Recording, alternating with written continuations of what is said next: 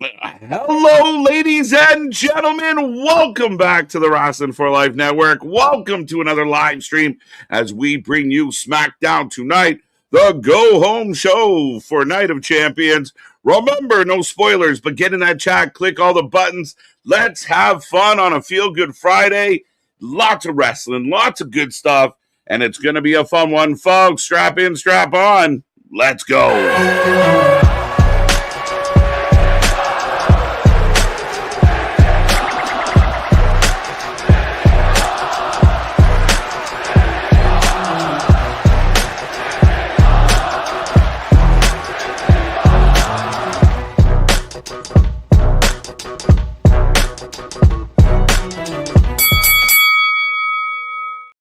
Ding, ding, ding. We are live and back at it again, folks. Like I said, we are the Wrestling for Life Network. This is another live stream as we bring you SmackDown tonight.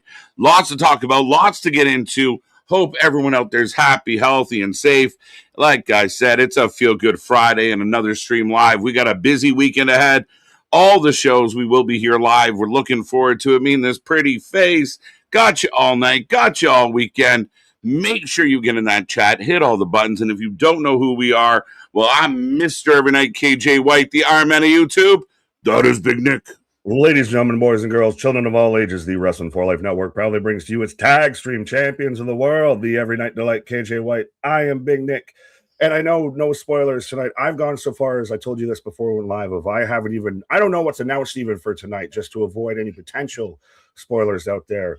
But I am super excited for this weekend. It feels like my summer vacation. It feels like Mania Weekend 2.0 out here. If I even was out there with the missus today earlier, going to the grocery store and getting all the little streamer snacks of, hey, while we're on pause, I can go and grab, a chicken nugget and throw it down so I can still go for another 5 hours with Tony Khan's pay-per-views. Yeah. But this weekend just has this really cool vibe about it. Like, this feels like wrestling.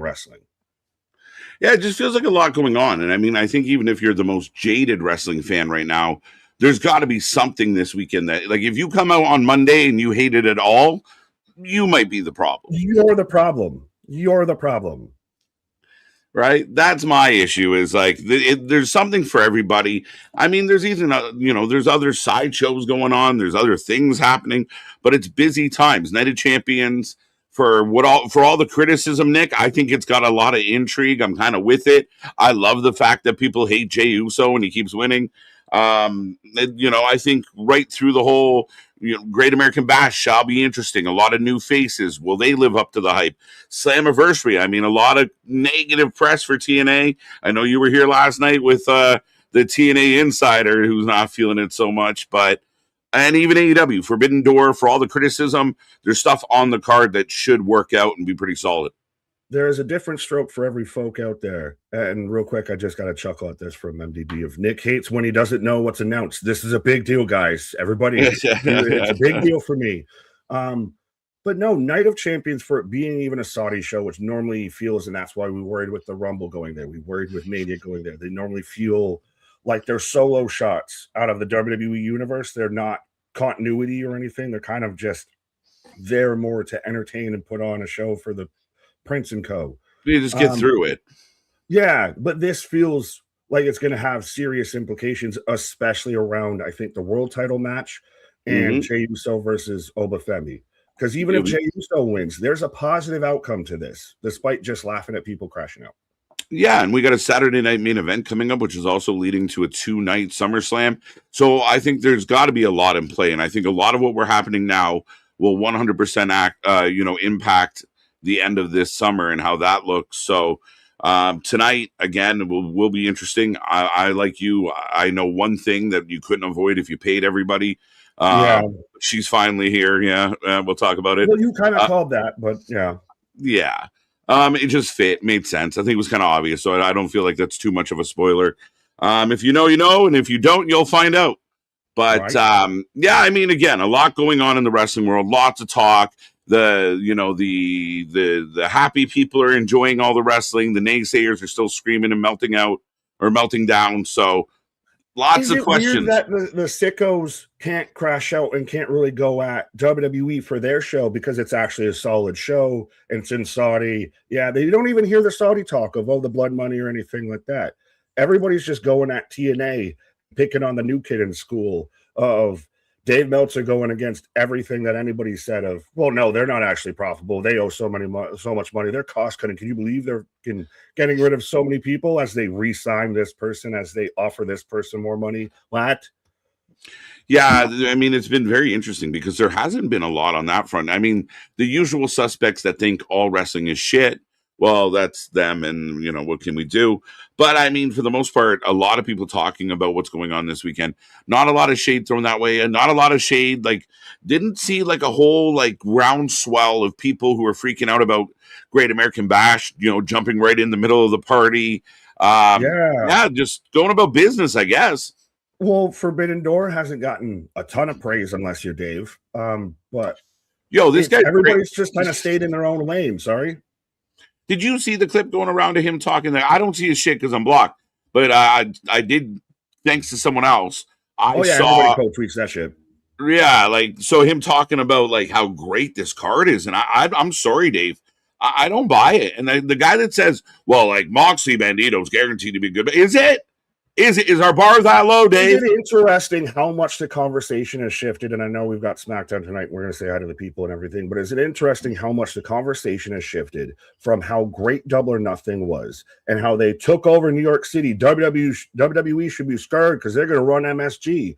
To now, even your loyalists and your tribalists are admitting that maybe the Forbidden Door gimmick doesn't work anymore. That this passe pay-per-view isn't passable. Mm-hmm. Yeah, it's like WWE's roster split. It's not really a thing, folks. There's no forbidden. There's nothing stopping anybody from walking through this door. People do it all the time.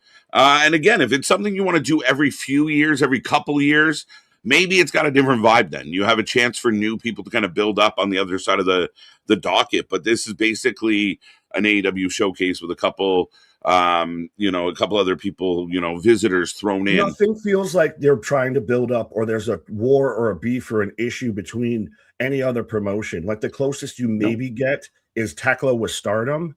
And yeah, that's more an isolated thing. Like you have to know to even kind of start to get what they're doing on TV.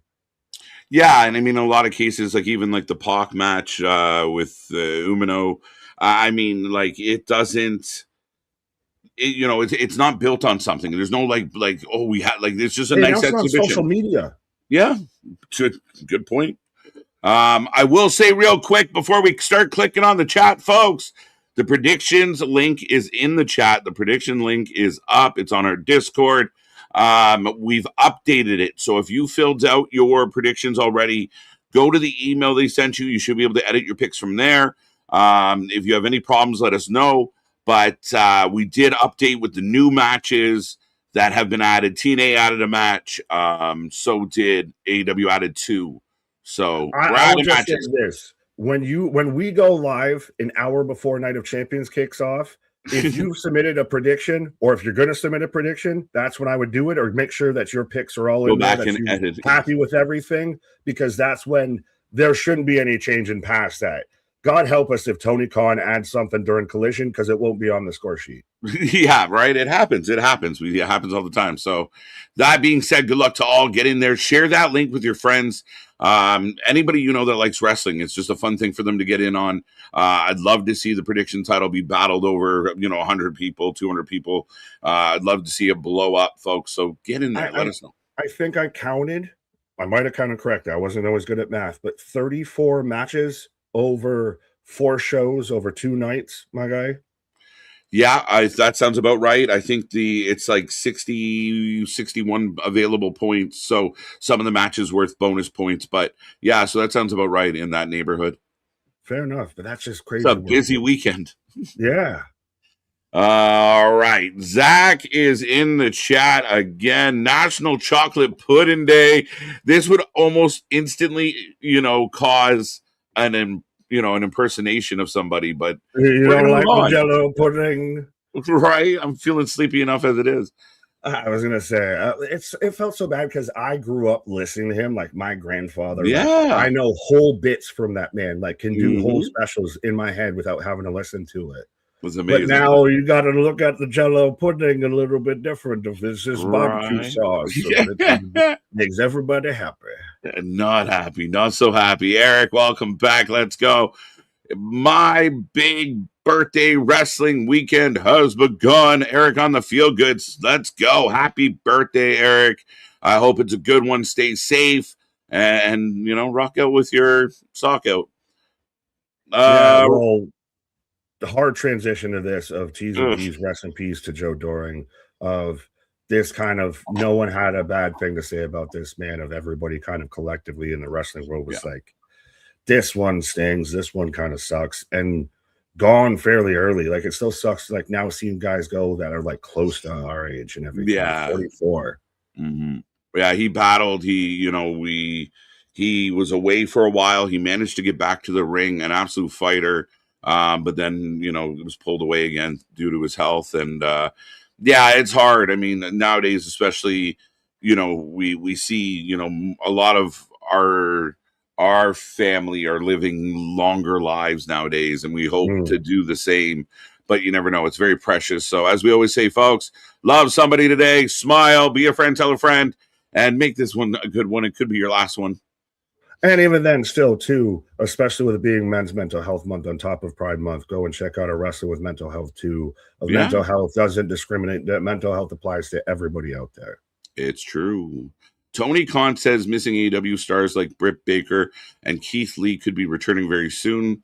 Cage Side News.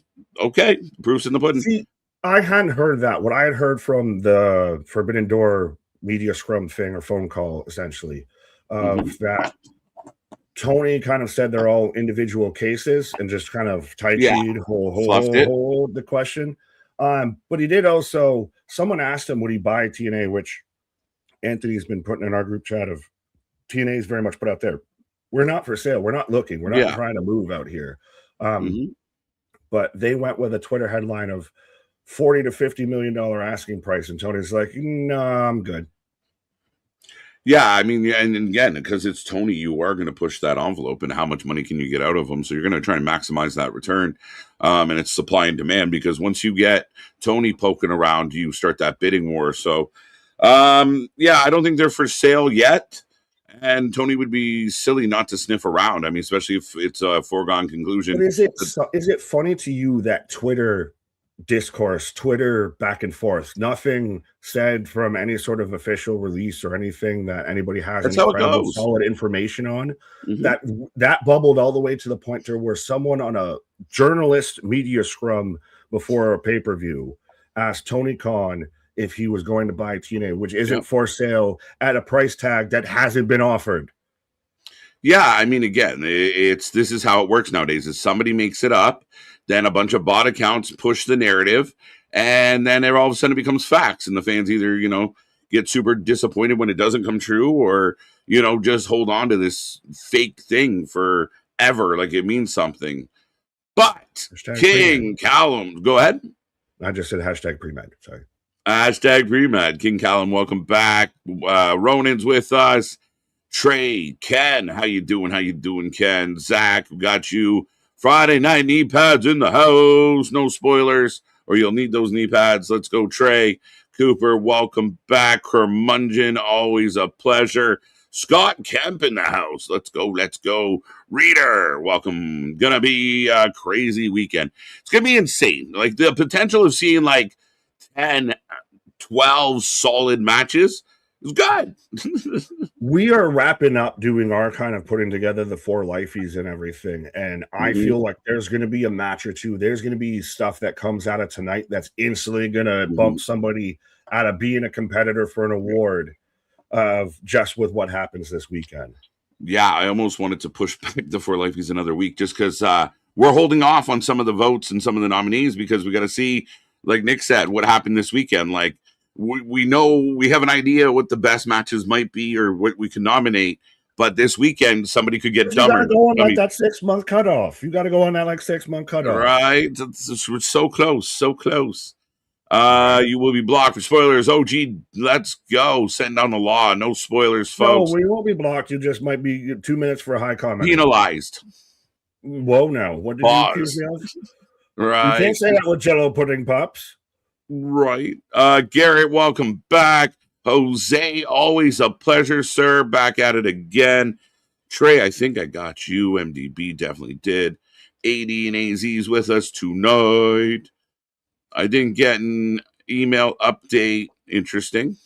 Should get an automatic response if you filled it out. Right. Nat Pudding Day. Shout out Tori Wilson, Keebler, and Trish, and all the pudding matches. Let's go. The good old days. Yeah, the Vince Russo, Vince McMahon days out there. Now it feels even weirder knowing the accusations and allegations against one guy with brown things on women. Pause. Yeah, not good. Taco Mark, I predict Ryback versus Ali. That's not good for anybody. Never mind just me. But yeah, I won't be happy. Well, is it interesting to you? And I think this might be, I'm going to halfway take credit for it and just humble brag just because I feel like I can, even though it's probably not true. Of the second we started talking about who could be a potential return to or a show up in TNA from WWE and everything. And I just threw out there Apollo Crews. Next thing I know, all the fucking headlines on social media are saying Apollo Crews, once the releases are up, might be heading to TNA and everything like that. I'm like, what the fuck? Did the cart become before the horse or the chicken before the egg here?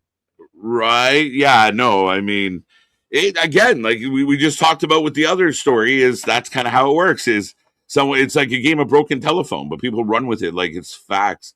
And we always kind of caution people where they get their stories. And I mean, there's even times I get caught up in something. I'll see a headline. I'm like, oh my God. And then it's like, click on a couple of links, Google it, make sure it's not bullshit. Like, it's crazy. Right. But Phillips back with us, Cooper, let's go, and Spazzer ending roll call tonight with a $10 in the super chat, which I didn't remind everybody. Spaz, Ronan, and Boston were the top three in the super chats, Nick. There you go. What comes around is all around. I wasn't sure if you missed it or if we were going to get to it, but either way, Hop skipped and jumped it. Well, we skip over to Spaz with $10. Jay wins King of the Ring. Oba steps up to Roman. Then at SummerSlam, Jay becomes the champion. The same night Roman loses, Jay is the new tribal chief. Nah.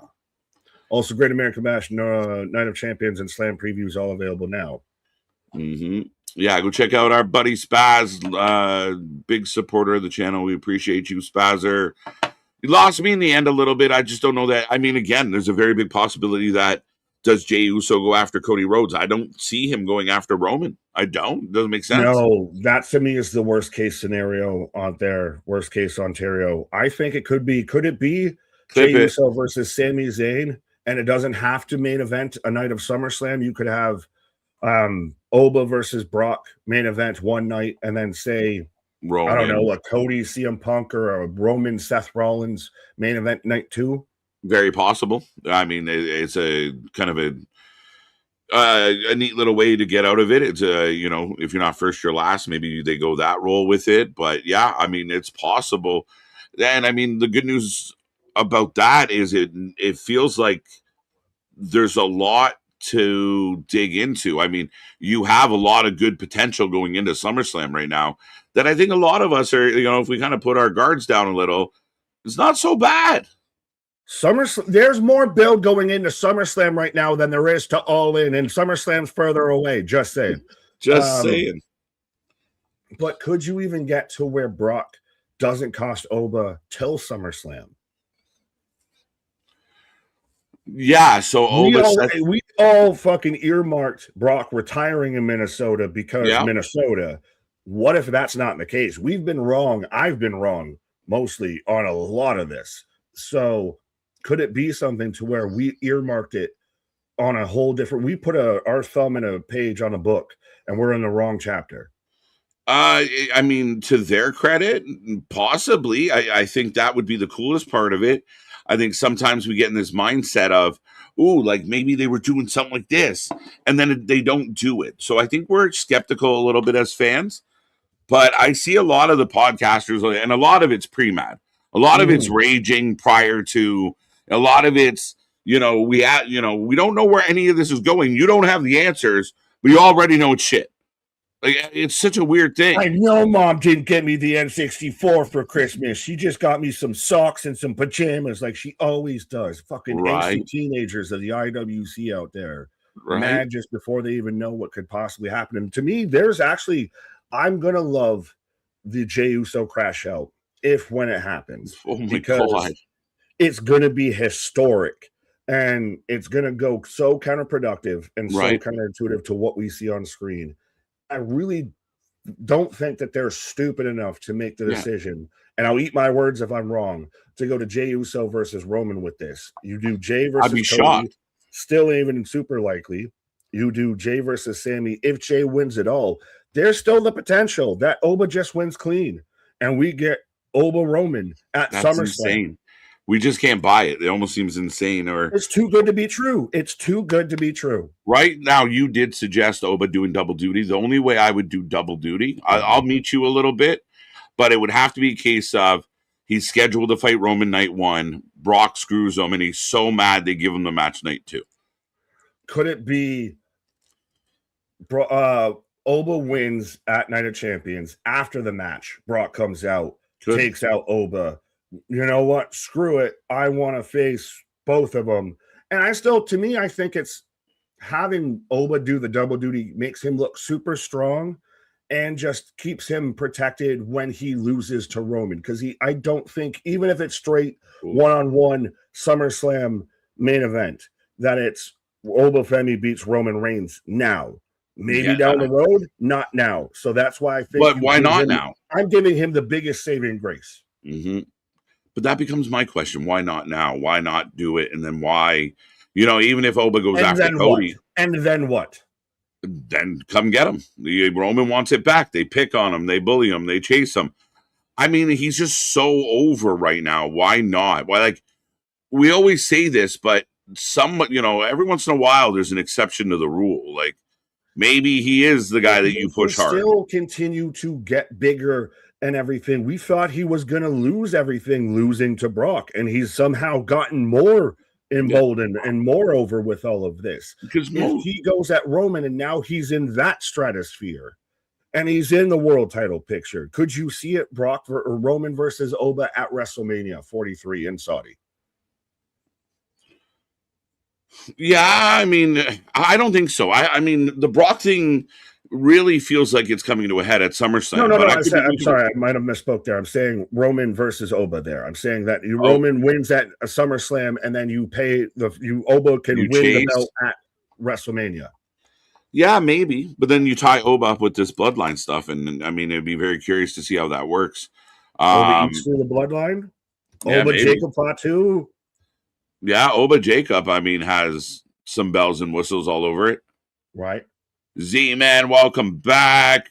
Is Nick getting the IWC for being hashtag pre-mat? Oh, yes. No, I very much know that it's hello, as the pot said to the kettle. I'm fully fine with that. But guess what? At least I can admit it. At least. Right. Well, all good. Show KJ and Nimic. The love. Am I the lost Nemeth brother? Nemeth? Right, Nick Nimit. Daniel Berry, Sports Highlights. Welcome back. Let's go. Brock is retired. Now, Brock is officially retired. Now, Heyman said this was not him returning from retirement. This was just something that Brock wants to do, but he's retired. Yeah, well, so then again, this is where it gets interesting. We keep guessing when Brock's going to show up, and we have no idea because we were wrong the entire. We didn't even expect to be here to get here. He already retired once. He should have been gone away. Well, that's the interesting side of this. And then even last time we saw him, he shows up and says, I'll see you in a while. Like, wait, what does that mean? That's very what are you, a Tinder date? Like, see you down the road, pal. What are we doing?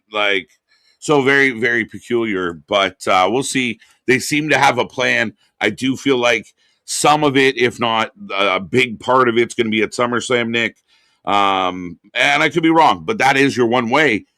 But Brock, in a perfect world for me, And what we do here, and because I kind of like to watch the world burn at times, if Brock can cost Oba and Jey Uso wins, and that's how we go off the air, and nobody knows what that means or who he might challenge. I mean, Christ. I just sit on Twitter the whole night and watch the meltdown happen. Real quick, though, as I looked at Brian, Brock and shit. No, that wasn't the one I was clicking on. Nimit. But Nimit. Do you think that main event's the show, or is that going to be in the middle of the show and then we end with the world title triple threat? So even then, now you got to just sit in it.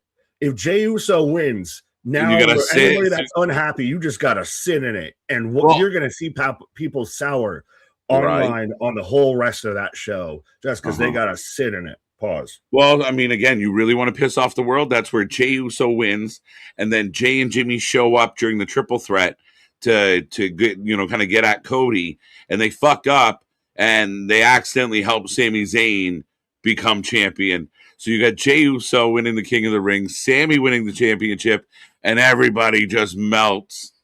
I don't hate that. I still just ultimately want Oba just to win, and we all just get out of here safe. Just keep it clean. Already on the brink of some calamities at times. I don't need anything that can be a match. Pause. Right? Yeah. Yeah, it's a tough shout. I mean, what I will say, and then we'll get to more of what's happening tonight. Show is starting any minute, folks. Reminder, no spoilers. But, I mean, I got to give them some credit. I mean, we're talking about everything. Like, we're trying to figure stuff out. What does this angle mean? Where are they going to go with this? What are they going to do with that? Like, I don't get into the whole, and shout out Z-Man saying, I think someone interferes with Oba and Jay, could be Brock. Richard, Night of Champions, Crossroads will win. I don't get this whole everybody out there acting now like 2026 pro wrestling is dead, buried. It's the end is nigh, time to run away. No, there's nothing to sink your teeth into. It's at its lowest point ever. We've been out here for almost a half hour straight, just talking about mainly 2 to 3 matches. Yeah, not a whole lot. What could happen and all the different theories that could happen. Yeah. And that's something that gets overlooked. And I mean, I'm confused by some of the podcasters out there because, I mean, I like to consider myself a semi-smart guy most days. And just watching the meltdowns of, like, I'm seeing good stuff everywhere, not just specific to one company. And I mean, I do see the energy in the building seem good. The vibe seems good most nights. We've had a couple exceptions. There are some issues with stuff. Like, trust me, nothing is without fault. No. But at the end of the day, I mean, I just don't understand. Like, it feels like this is what it's supposed to be. You're supposed to be guessing. You're supposed to be unclear. You're supposed to be kind of, if there's a wrestler you don't like, kind of raging about his success. Like, this is all status quo. We're about to get a whole weekend that feels like WrestlePalooza out there, as I'm getting then. Sorry. You lead the way. I'll catch up when they give it to me. Fair enough. But we're getting a whole weekend stacked of wrestling, but 2026 right now, pro wrestling's at its weakest point ever. What are we even like? Do they actually see the world like the forest before the trees with any of this? Well, everything gets so criticized or critiqued in a vacuum, right? Like we sat here and people said the exact same thing about 2025. 2025 shit. 2025 is terrible. It's struggling. It's not doing so well. I mean, that was the year with, like the little curmudgeon out there from New York that like not the curmudgeon in the chat. Not that one. We like that one. But he gave up on his favorite wrestling show, in 2025. It was so bad. I mean, so that becomes the question, Nick, of is it really that bad? It's so funny that you say that, because guess what he's done in 2026? He's given up on his favorite promotion again. And it's amazing how you can hate it, you can love it, you can walk away, you can be all of this. But at the end of the day, you don't leave. Enjoy the rest. Well, it's even with everybody weaponizing Triple H's comments about, people take this shit too seriously. And I'll admit, myself included, at times will even do that. But at the end of the day, like there was still plenty of good to enjoy in pro wrestling. As much as not everything works out, there's still plenty of good. And there was always bad shit in wrestling. As much as we talk about all the good stuff, we don't always, reminisce about how fucking terrible things were. Like Michael Jordan didn't win every game, folks. He just won the most. Right? No, and it's a valid point. Like, and it just makes me laugh, dude. Like, it's not all bad. I mean, is it perfect? No, but nothing really is. And I think, I mean, right now, I don't see it being the issue that it was. Like 2026, like 2024 was the worst year ever. Now 2025 is the worst year ever. Now 2026 is the worst year ever. Next year, 2027, the worst. 2019 might go down as one of the darkest times. Yeah. Were you there for that? Hello, first time. Were you there for 2000s WCW? Yeah. No, then shut up. But even like 2017, 2018, WWE was having its struggles and a lot of bad, fucking old man booking that kind of sucked. I mean, again, we've had good times, we've had bad times. I do think that, and I mean, the Triple H comment, how is it that everyone gets so offended? Like, everyone feels like the comment is about them. Like, I bet you think because that this is about you. Character syndrome. It's got to be about me. He's talking to me. He's responding to me or what I said, folks. Yeah, right. And I mean, come on now. And he's right though, because we've seen people like, we had a guy fucking messaging of like, pick a location. We throw hands. Or like over our wrestling, like over our opinion. Like, he's right. Cool. I'll go 156. Go fuck yourself Avenue. How about that? But you know what I mean, though. There are people out there saying that kind of stuff. Oh no, there's people that we. Who the fuck is we? You don't work there. Who is we? Yeah, we did it. You was blind. You was blind. MDB, what? You mean Michael Jordan's legacy existed before the 90s? As I got Sammy backstage. The Michael Jordan of wrestling there, MDB. That's what I'll say. The most interesting player in wrestling right now. He is. He's top guy doing his thing. I love it. Let's go. The last real good guy in the business. I want to see if this comes up. Cody, the good guy. QB1 in the back. Jose. Wait, Michael Jordan lost before? Yes, I know.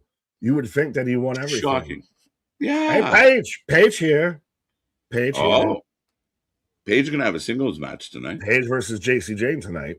Let's go. Brandon B, what up? It always still throws me off because Brandon Bean, respectfully, no discredit to your name. Love that you're a Jets fan. But it's the Bills GM's name is Brandon Bean. So every time it triggers that kind of response with me. Right. And then I think of Billy Bean. What? Right. What do you have on your screen right now? The crowd. Literally just the crowd. Are you in the video? Out. Trick coming out. So you already got the video package from last week? Yes, I have Trick Williams on his raised platform. Glorious. Someone needs to do that edit of Trick's entrance to Glorious. Too glorious. Yeah. They should just give him that music. But shout out Trick getting married to Miss Legend out there. Right. And even good husband move. Good husband move. Winning yourself all the brownie points out there. Got the misses' pictures all up in his suit. Right. Yeah, Little Yachty should do a remix of fucking Glorious. I just think it's pretty cool, and I'll give Little Yachty credit as the known celebrity hater on the channel and everything has crashed out over many a celebrity. Little Yachty's been no, you stay, you're fine. He's done well. He's got the Cornetti vibes a little bit. The big fucking Coke bottle glasses and everything comes out with a kendo stick instead of a tennis racket. Well, he's done well, and I think for me, what's worked with him is he's come in and they let him do what he's good at. And he's a good talker. We see a lot of, it's weird, like singers or actors come in and they can't cut a promo. You're like, you do this for a living. You can't pull this off now. But I mean, ultimately, he's come in and found a place and it works. Tiny Dingy and Trick Williams over Nana and Swerve right now. For sure. For sure. Fair enough. For sure. But no, I dig it. He's came in and again, it just he feels like he's supposed to be there. He doesn't feel like the jelly roll. Oh, hey, look, he's a celebrity that showed up. Like he's just part of the crew. He's part of the team. He's starting to get that Logan vibe. Because it kind of that gradual kind of onboarding and not being crammed into her face and not being crammed into situations where they're not going to look good. Like you said, like Jelly Roll's a good example. Like I love Jelly, but he didn't look exactly great doing what he was doing. Yeah, chef, quit putting jelly in shit that doesn't belong in it. But Travis Scott's another example of that just kind of got shoehorned into stuff. Yeah. He already fits here. Yeah, Scott's an example of you got to come in and it's got to mean something to you. Like Yachty's having the time of his life and you get that vibe. You feel that. You can't fake that. Travis was almost like, be grateful I'm here. And it didn't work out for him. I bless you. Right. But Heather, what up? Giving KJ 4 stars. Not even a 5-star host. Just a 4-star host. Just a 4-star. Come on, Meltzer. Friday. Cherokee, I wish someone would whop that trick. That would be you, I think. I'm not, a whopper? You like the multi-minimos? Right. Hey, at least I'm a 4-flower. You're a 4-star. I'm a 4-flower. I'm a 4-flower. Flowers. Right. Do you have a maniacal pillow fight later? I've trademarked Wicked Garden. Yeah, let's go. As look, he's showing off the ring. She put a ring on it, Nick.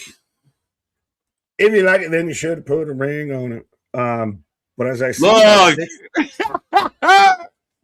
now, huge paw. Where's Dave Meltzer going to crash out? Well, Ospreay mentioned he got married in fucking golf claps. He just said, I smashed the bird, said, clean yourself up. I got to go to Houston. No one popped for that. But Trick Williams says he's married. They love him. Right. Well, there's levels to this shit. And that's what that proves is you might love Will Ospreay. And I'm a big fan of Will Ospreay, but it's not on the same platform.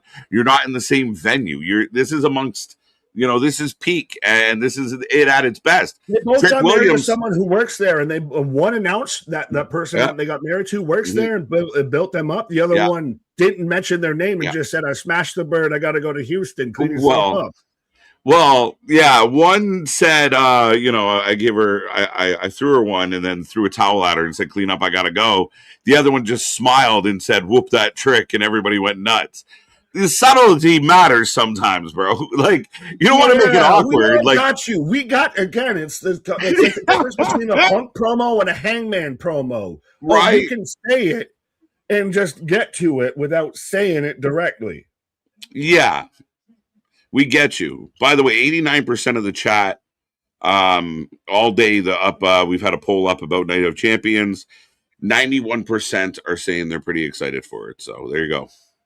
Right.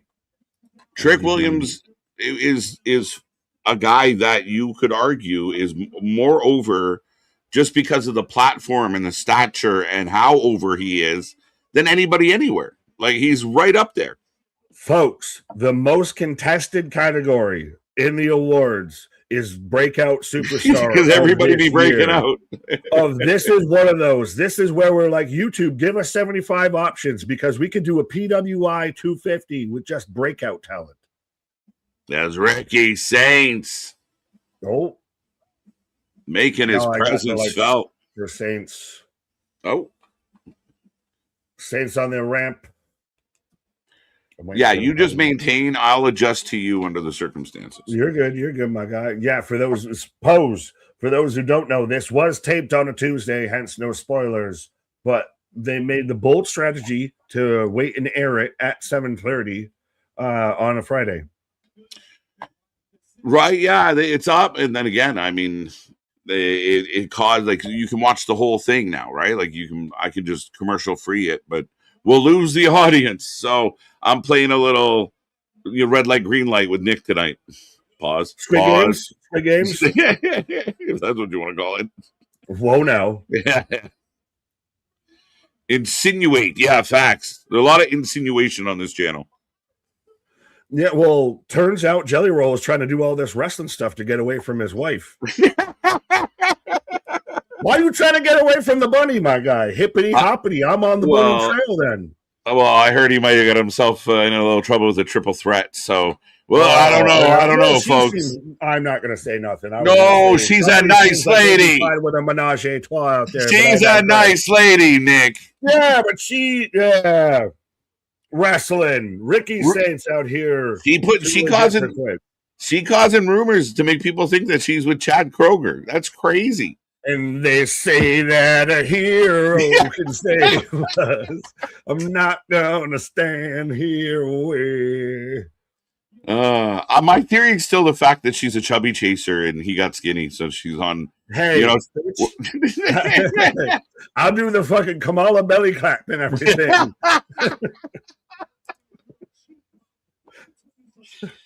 You get a mental picture of that, folks. You'll never unsee it. For anyone, at least we're not out here like Tiffany SGD Slaughter and everything. We know Sergeant Slaughter. Right. I like you both. 4 on 100. Love you too. Nothing but love. Right. Yeah, see, Bunny, I'm Heavy D out here. I got nothing but love for you. Nothing but love for you. I can't wait to see Trick versus Oba again. But I think the longer they keep them on separate paths for the moment, we're still probably going to get SummerSlam Trick versus Carmelo. And again, yeah, I mean, as they rise, they're going to cross paths again. They definitely will, Almighty.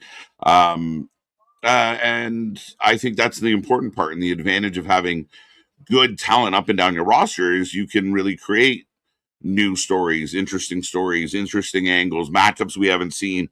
So yeah, I mean, we'll get to Oba Trick, but I think there's some other things on the plate right now. But I still find it funny of everyone like, there's no interesting pass. Oh, really? Because I can name about 4 of them. Right. For pretty much every title. It's just, it'd be nice to see him do it. Yachty goes down. Oh, I'm not a yachty down. I'm not a down dinghy. I got him getting in Saint's face. Down goes dinghy. As Saints rolls out. With the mic. Oh, let me know when he rolls back in. Roll back in. Jumps Trick. Rolls back out. A thief in the night. Ricky Saints. So this works so well for Ricky, Nick. Coming up to the main roster, Trick is so over, and you let Ricky be a pain in his ass. This works. I think the U.S. division's been good. We were just talking about some other names that are in the mix still. Yeah, guys will be in and out of this division for a long time. I have a question. Did everyone forget about Stand and Deliver around WrestleMania 40? Guess who was around the main top scene of all of that whole thing's going on? You had your Ricky Saints, you had your fucking Trick Williams, you had your Javons, you had your Oba Femis, you had your Ethan Pages. Oh my God, would you imagine who's doing all the really cool shit now on the main roster and getting over like Rover and being fucking stars? But wait, WWE doesn't make stars, right? Oh, yeah. As we go back to last Friday when Charlotte got jumped. Oh. MJF to Saints, I'll call you the Pebble. That happened. Well, did you see that Copeland is still having to respond to that whole king promo and everything? What did he say? I haven't heard this. Did he give a direct answer? A direct quote. Oh, I want to know. One of those of like, it wasn't meant anything of like, it was an angle to a story and everything like that. I wasn't even feuding with him. Like, it's very much the weapons of mass deflection. Yeah, because I don't care. Sour grapes when you see it. Everybody's been there to where you get emotional. You take something that you shouldn't have taken personal. You take it really fucking personal. Yeah. Yeah. You're making that face, but you're trying to hide it. No, I'm not mad. What are you talking about? Why are you mad? Look at you emotional. Right. I got Alexa with Jackie Redmond. Oh, Alexa's threatening revenge. I'm going to the beach soon. It's a good place to be. It's my favorite place to go. Tiffy, has the blonde quota Look at this photograph. WWE gone up or down since a certain, person left? What do you mean? Huh? Oh, A lot of blondes, a lot of blondes. I'm I saying, mean, has the line gone up or the line gone down? it's a tried and true tradition in wrestling. This is the aesthetic? But Tiffy Alexa would be fun. Toodles. Toodles. Yeah, but I think has Tiffy's time kind of run out for a little bit? Does she need a I think reset? they're trying to get her back up. I don't. I think she loses to Jade, and you get Jade versus Charlotte at SummerSlam. I was also thinking that. I think Tiffy has a little bit of it's daylight savings time on Tiffy time. We need to reset this clock out here. Cubed. Good grief. Cubed, you say? To shreds, you say? Cubed.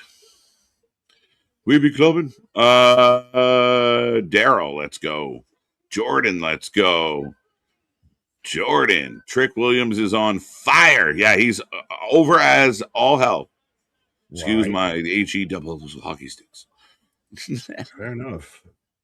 I don't even know I'm having to go through. Did we even have this? We do not. I did not know that this was happening until this minute. Yeah, we'll leave this out there for the new summer drop out there, the pre-mad, because that's what the wrestling world seems to be heavy on, the pre-mad. The pre-mad. Try not to be pre-mad, folks.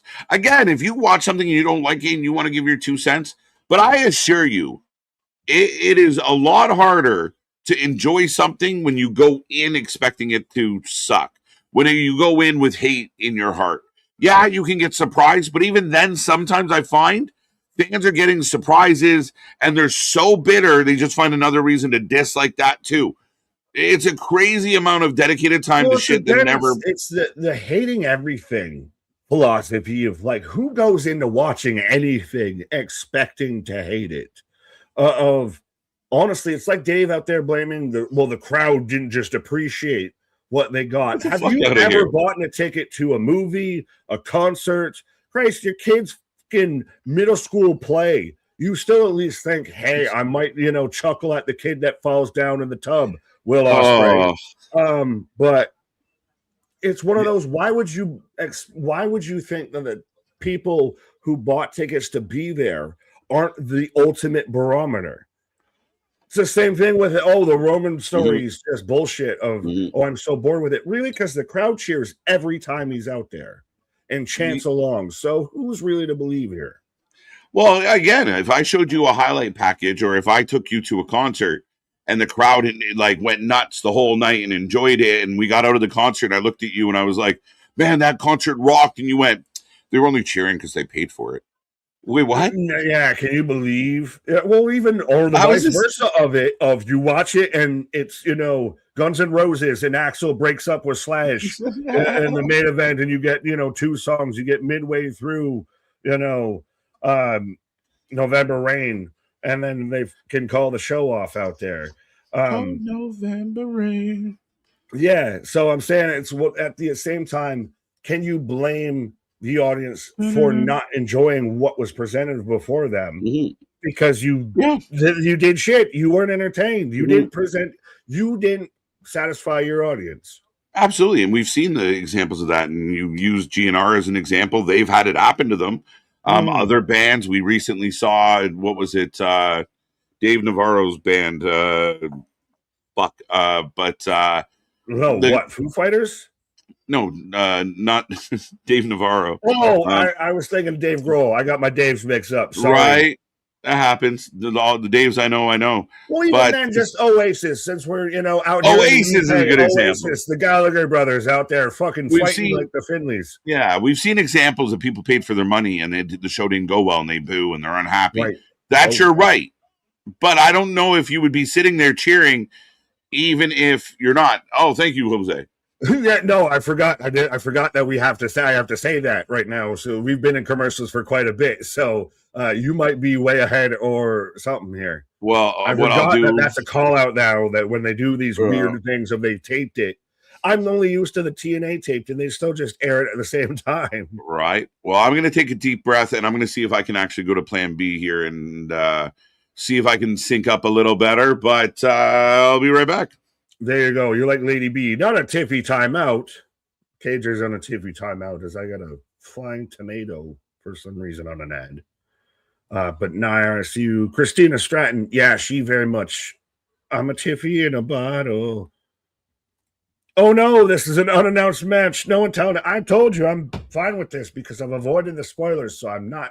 I don't know what's even supposed to be happening out here. That's why I was flicking through the slides to see was this announced. Excuse me, as we're hyping up SummerSlam, but Alexa coming out. Yeah, Tiffany is not what she was. I will say that. I think they need a little bit of a hard set, a reset. Does she get in still?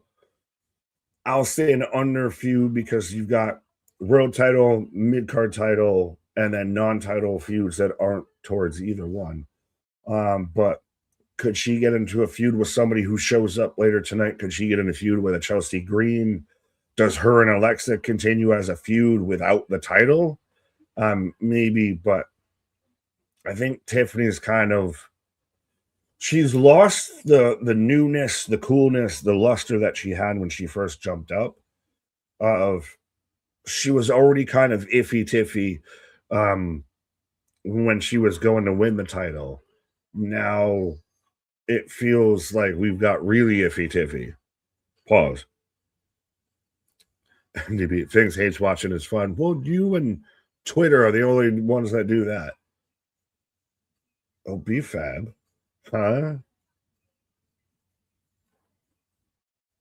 BFAB out here. Oh, BFAB and Mission.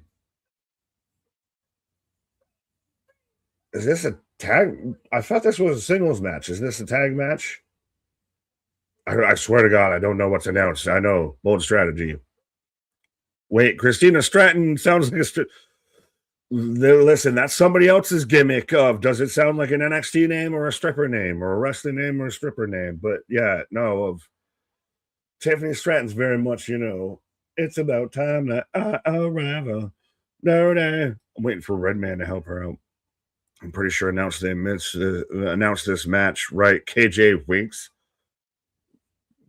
You can have that. I don't think we have a slide for it. Do we have a slide? No, we got a slide for the rest of the card. Yeah, no. So we've got a tag match. Okay, so tag match official out here in the UK, out here in London. We've got the baddies of B-Fab and Mitchin taking on Tiffany Stratton and Alexa Bliss. So we've got the blonde bombshells taking on the daddies out here. Fucking roller derby. As Mission and Tiffany starting this off, starting this off. Let me know who you got for this match out there. Guardian, I went into Supergirl pause expecting failure, and I wasn't wrong. Really, I'm interested by that. There's been a couple like Supergirls out there. I know the new Jackass movies out there. I still even want to see the second Mortal Kombat movie. I heard it was fairly well. I haven't been in the movies in a hot minute, but I was actually kind of interested with Supergirl. But I've known it's got a bit of mixed reviews, but okay. I don't want to fully derail and see what you didn't like about it, but yeah, interessante. The DCU always feels is the DCU the AEW to the Marvel Cinematic Universe, aka WWE. Is that the comparable we need to start running out here with fandoms? We'll cross them over and we'll get the comic fans, we'll get the Marvel fans, the movie fans, the wrestling fans, all be mad at each other. Fucking Doomsday, Infinity Wars out there. That's because it's definitely is Nair. What? Oh yeah, that's definitely yeah.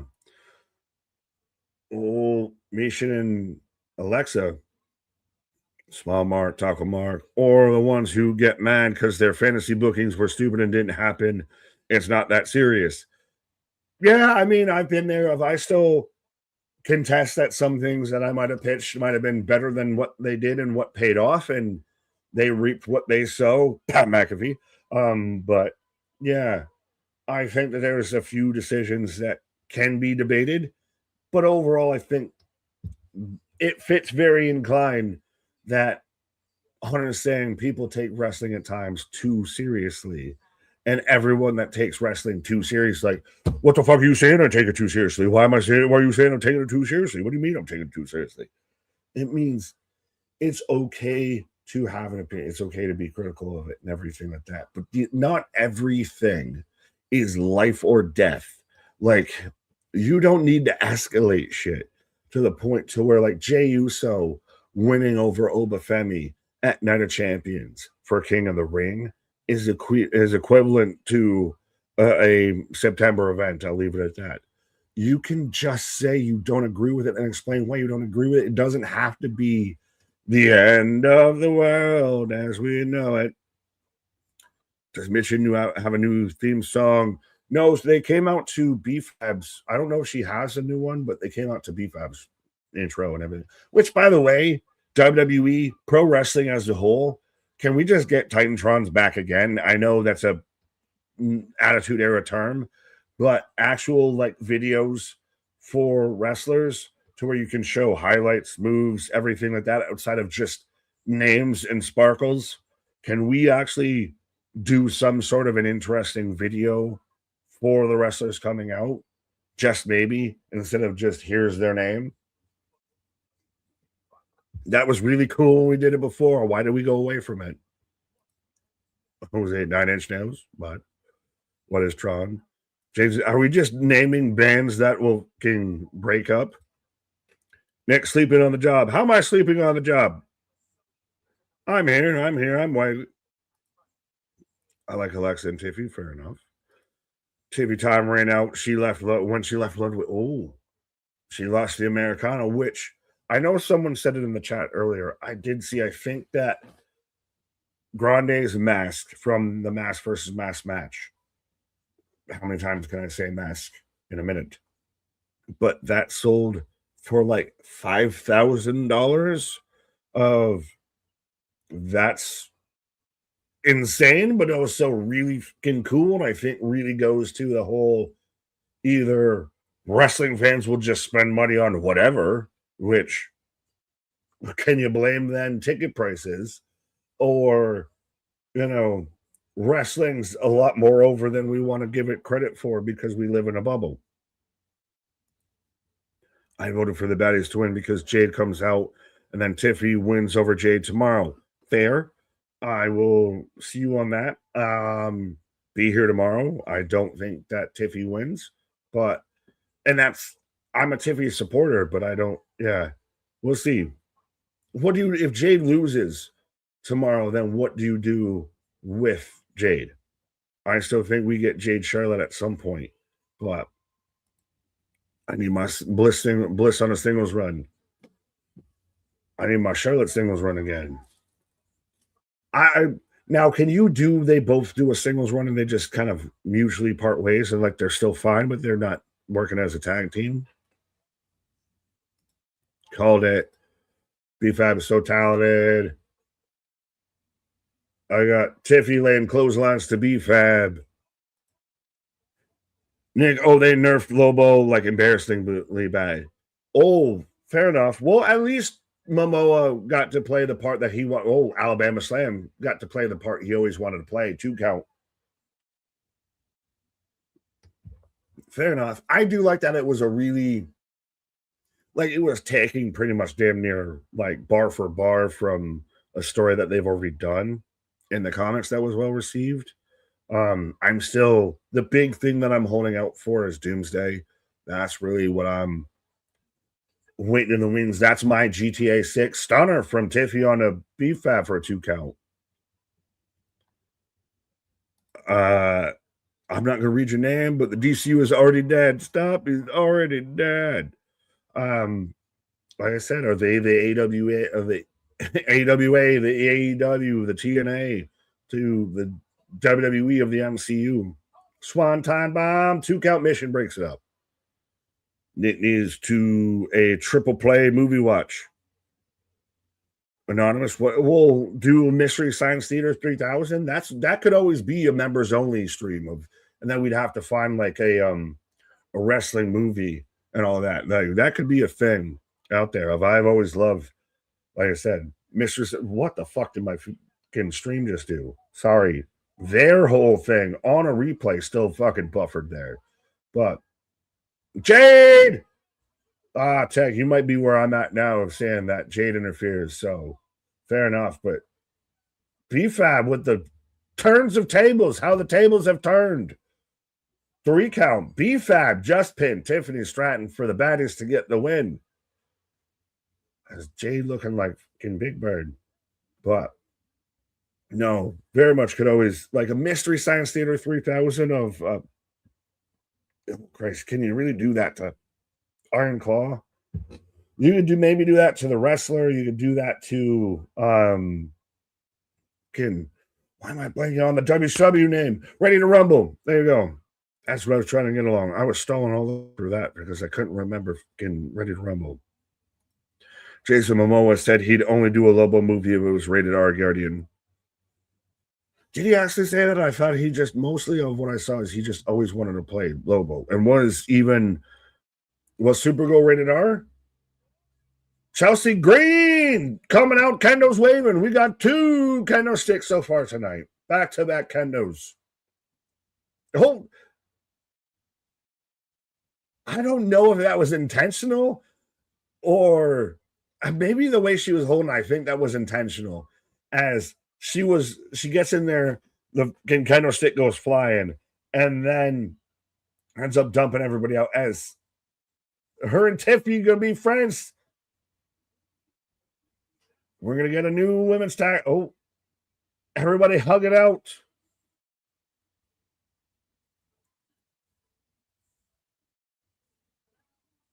Interesting. I think it's interesting. Could we just get Tiffy and Chelsea as a tag team? I don't know what the whole Lex involvement, but that wasn't bad. I know, like, a Tech kind of cuddled that of Jade interferes and the baddies win. Not bad at all. And now it still makes you think, could Tiffy win at Night of Champions? Could Chelsea Green get involved and help Tiffy win? Could anything like that happen? I don't know. We'll see. What do you mean Lobo was nerfed, huh? Nick is not a fan of sparklers. Ned Flanders. But Nick, if you're between seeing Supergirl or Jackass 5, watch Jackass. I laughed till I cried. They went back to the OG show style for the final run minus Bam. Fair enough, but it's also with watching Jackass, respectfully, like, I'm an adult of, am I supposed to be like, do I want to take the missus to go and watch a movie together when it's like poo jokes and dick cakes? I don't know. I got the MFTs backstage. The answer is yes. Fair enough. But is this the end, my friend? Yeah, they're not getting along at all. And so you got the Bloodline, or sorry, MFTs in the back right now? Yes, talking to Solo, could this be the end of the family? Could Solo could end up back in the Bloodline and the Tongans go their Tongan way? Well, a lot of people are wondering, why did Solo show up on Monday and help? And how does this work? How does this tie in? Is this part of Jacob's big plan of, like, bring Solo in so that, he has an ally within the Bloodline? Oh. We got word from the elders. So their elders are different than Roman's elders. Elders on elders action. We're out. What, you trying to leave? What do you mean out? We out. This is Solo. What do you mean you're leaving? You out? What do you mean we out? As Solo gives us his best Denzel. As Nick takes a pause for the cause, BFAD with the pin. Yeah, I mean, the baddies need to win something to look half decent. So for them to actually get a W, I got no issue with it. I think it works very well for them to get that win. I really do. Chelsea's great. I mean, dropping the kendo stick, but still ducking out of the way of trouble as we get another replay of it now. Hashtag shame. Chelsea Green. I'm down for a watch along of Austin Powers. I mean, we got to do it. I feel like we have to do it. I know Nick was talking when I was on my pause about some movie watching. We've said for like 3 years, we got to find a day that we can watch a movie like on a members only and pre-advertise and have people sync up with us. It's tricky. We got to make sure it's not offensive and such, which nowadays is really hard to do. Watching USA Network as well. So I have it on Netflix. Everyone out there has got to let me know what you guys can see on the screen until Nick gets back, as Nick is my metronome tonight. As Jade is demanding a match with Chelsea. So we're getting Jade and Chelsea tonight. The sticks need knee pads. So I got Nathan Frazier out here. Nathan Frazier, I do believe, for the Cruiserweight Championship, it will be Nathan Frazier and Ray Phoenix. I'm in. There we go. Pause where you're at. All right. I just got Nathan Frazier's entrance. So, again, we're playing a little tricky international TV watching right now.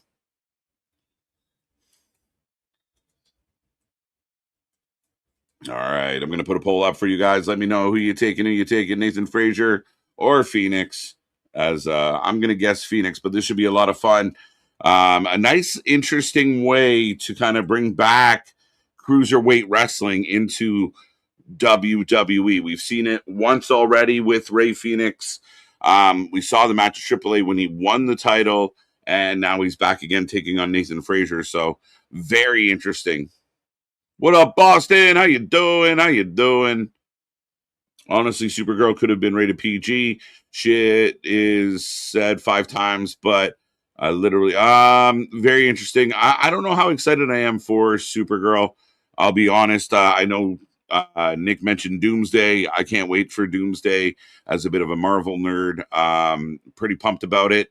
But I don't know. I'm a little worried that it's going to be like a lot of messaging and not a lot of movie. You know what I mean? And there's too much of that lately. I feel like Jey Uso is Ralph on the school bus. I'm in danger. He should be, Nair. He should be. Welcome back. I'm ready to know what happened, but I'm going to say anything. I already know. Yeah, no spoilers, Safit. No spoilers, folks. Are you guys back from commercial yet? What is happening on your TV right now? Because I have Nathan Frazier in the ring. I'm flying blind. All you got to do is say yes. Philosophy for life, my guy. Jackass is for the boys, Nick. I'm going to watch Jackass. I'm going to watch Supergirl for that matter. But I am going to watch Jackass. Almost because I have to. At this point, I've seen all the other ones. I watched them when, I watched the Wild Boys and I watched Viva La Bam when it was nothing. So I really don't find it funny, though. I mean, they're too old. You know what I mean? You get to an age where it stops being funny and it's just like an old guy rolling around holding his balls. It's not fun. But Phoenix looking good.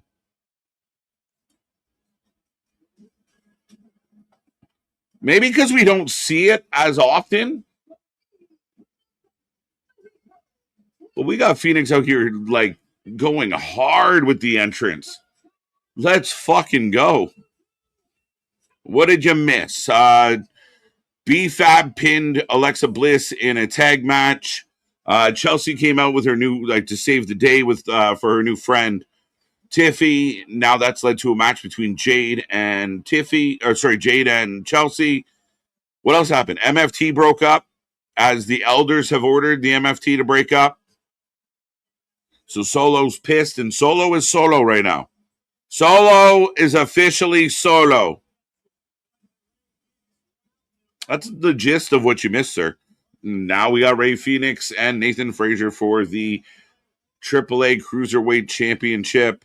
Tack, how you doing? What are we paying attention to? Not gonna lie, I still enjoy Knoxville getting hurt. His face annoys me. Jokes. I feel that way a little bit about Bam. I like when Bam gets fucked with. When they throw snakes at Bam and shit, and he just starts crying. Right? Bam just seems like that guy that just ruins a good time. Or at least once upon a time.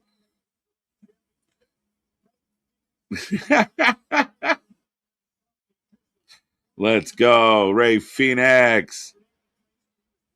Right, let's go. We're gonna make this work. So I got the ding, ding, ding. Am I ahead or behind? My ding. Who's got the ding-a-ling? You're ahead. Pause. Literally, I gotta pause. All right. It looks like they're starting off on a crazy pace. Snakes are for Don Vito. The alligators in the kitchen were probably one of my favorite. Don Vito, T's and P's. We got Frazier getting in the ring. Okay, so I'm slightly ahead. Let me know when you got the bell and they start running around. Appreciate it, y'all. Now Phoenix is coming out. Oh, wow. Okay. All right. I'm going to hold up. I'm going to lap everybody. Solo is Dolo. Solo Moto.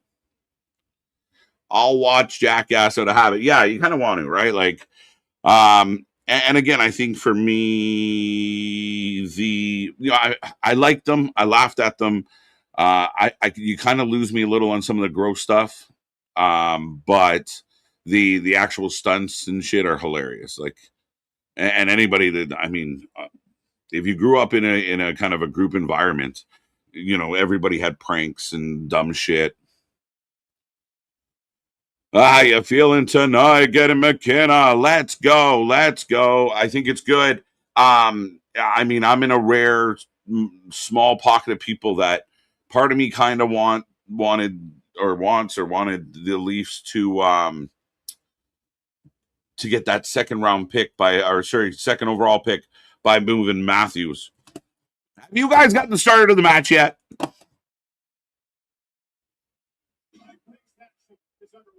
So Steinberg goes to Sharks as expected.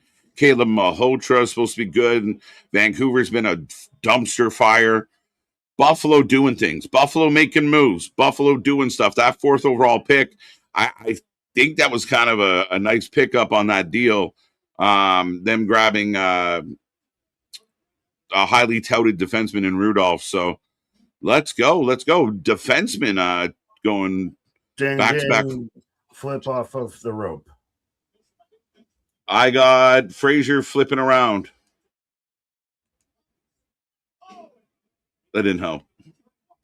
I get the flatliner into the turnbuckle by Frazier. Mm-hmm. San Jose with 3 draft picks this one. Crazy stuff. Speaking of crazy stuff. Yeah, I forgot I had added myself and had to remove. I removed myself and then added myself. But yeah, I'll quit being the voice beyond. If I've got Fraggin Lee splashing Frazier in the corner, whipping in the corner, this is the thing, is this is going to be so fast fucking paced to try and find where to be at. Good goddamn luck. We'll just get to where it ends. Big boot by Phoenix. And Matthews on a line or one. Oh, for sure. Line? For sure. I mean, that potential's there. And I think they could do a lot of good things together. Crossbody off the rope. I mean, if you feel a little less pressure today as a Leafs fan, especially with Matthews' future uncertain with Toronto, I really think that this is an opportunity. Like, you can kind of take a deep breath, because if you lose Matthews, you still hopefully have a guy of quality standard in McKenna, who was kind of the outright number one. It's a little as I got a crossbody from I almost said Dragon Lee because I saw somebody in the chat say it, from Ray Phoenix onto Frazier on the outside. Both men roll in, blocks the kick. It's a little like Kansas City because of Mahomes going down, that it's a team that should be a cup contender, gets the number 1 overall draft pick. So they just get like almost kind of lucked into, you're the best case scenario. Like, you got Matthews and McKenna. It's a little bit like with Edmonton. Oh, how are you not winning? How are you not winning? Yeah, you start to think that, right? And I mean, look how hard it's been for Draisaitl and McDavid.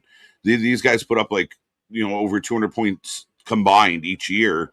But hockey's a really hard playoff, man. And Right. it's wonky. Colorado not winning the cup this year is baffling. Carolina, though, coming out of nowhere of picture in picture right now is I got a 2 count. I have Phoenix hit an uppercut on the rope, but Carolina winning it right now. You're seeing now more and more teams that aren't hockey teams, Vegas, Carolina, etc., that are winning cups. Yeah, I mean, it's been a big thing. And I mean, you're looking at Texas apparently potentially getting another hockey team in either Houston or Austin. You're looking about trying to go back to Phoenix, which I don't know if that's a good idea. No, why would you do that? Atlanta apparently wants another swing at it. So a very curious times. What's that? Well, thrashing, but that's all like non-hockey markets. It's like I could see the NBA if they expand. You go to the Sonics again. You go to Seattle, but like the Thrashers, the Coyote aren't franchises. You just had to kill off the Coyotes. You just had to put them down. Why are you trying to bring them back? Well, I mean, it's been one of Gary Bettman's mandates was to really expand hockey. And to his credit, I mean, we're up to 32 teams, and we got teams like Florida and Las Vegas winning Stanley Cups. Like, times have changed. Like, people ask, why hasn't a Canadian team won a trophy in a while? Because there's only 8 of us. We're mathematically fucked almost every year. America. You guys are rolling with the hockey lately, man. I don't know what to tell you. We're doing all the international shit and everything. We got the World Cup. We got the Olympics and hockey, everything. We're doing all the extra. We're doing all the side quests now. I'm getting a "This is awesome" chant, and we knew picture. What's okay? I've got 1, 2 count from a roll up on Frazier on a Phoenix. They've done so many. Like things. I said, I don't even know how to mark it. Hold up when it's done, and we'll meet there. Right.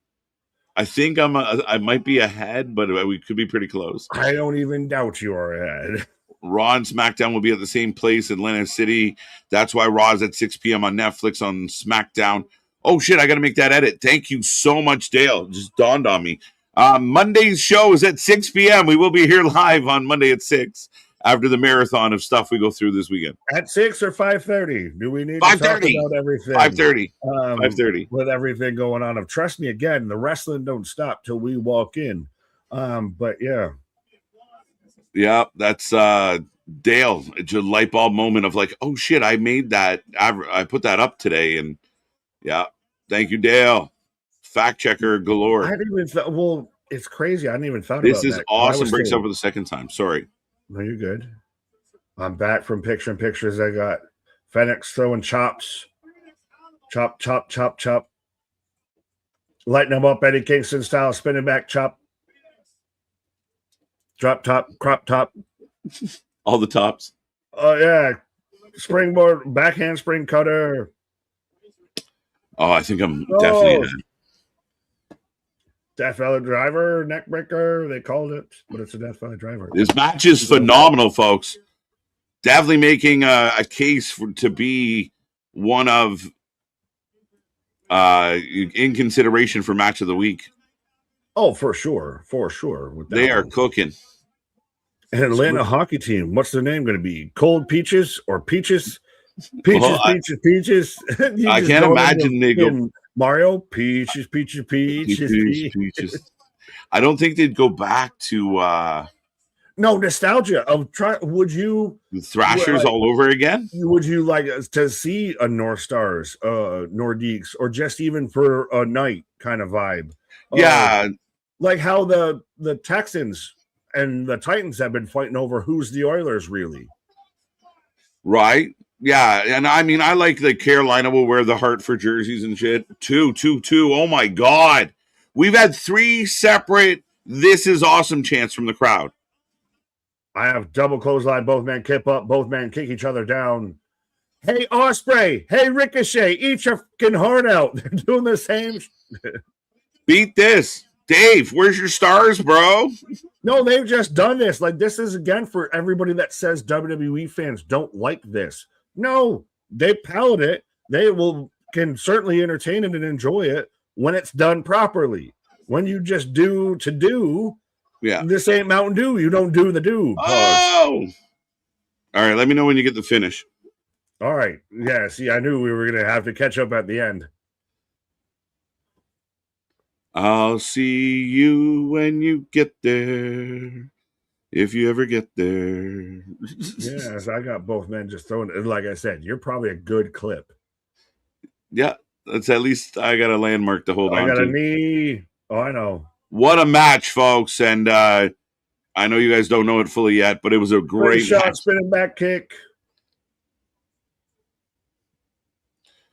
FedEx. Oh, I hate that he waited. Oh, what the fuck was that? That was supposed to be like. That was something, but didn't go well. 1, 2 count. It was high impact, whatever the hell it was. It was aggressive. It is aggressive.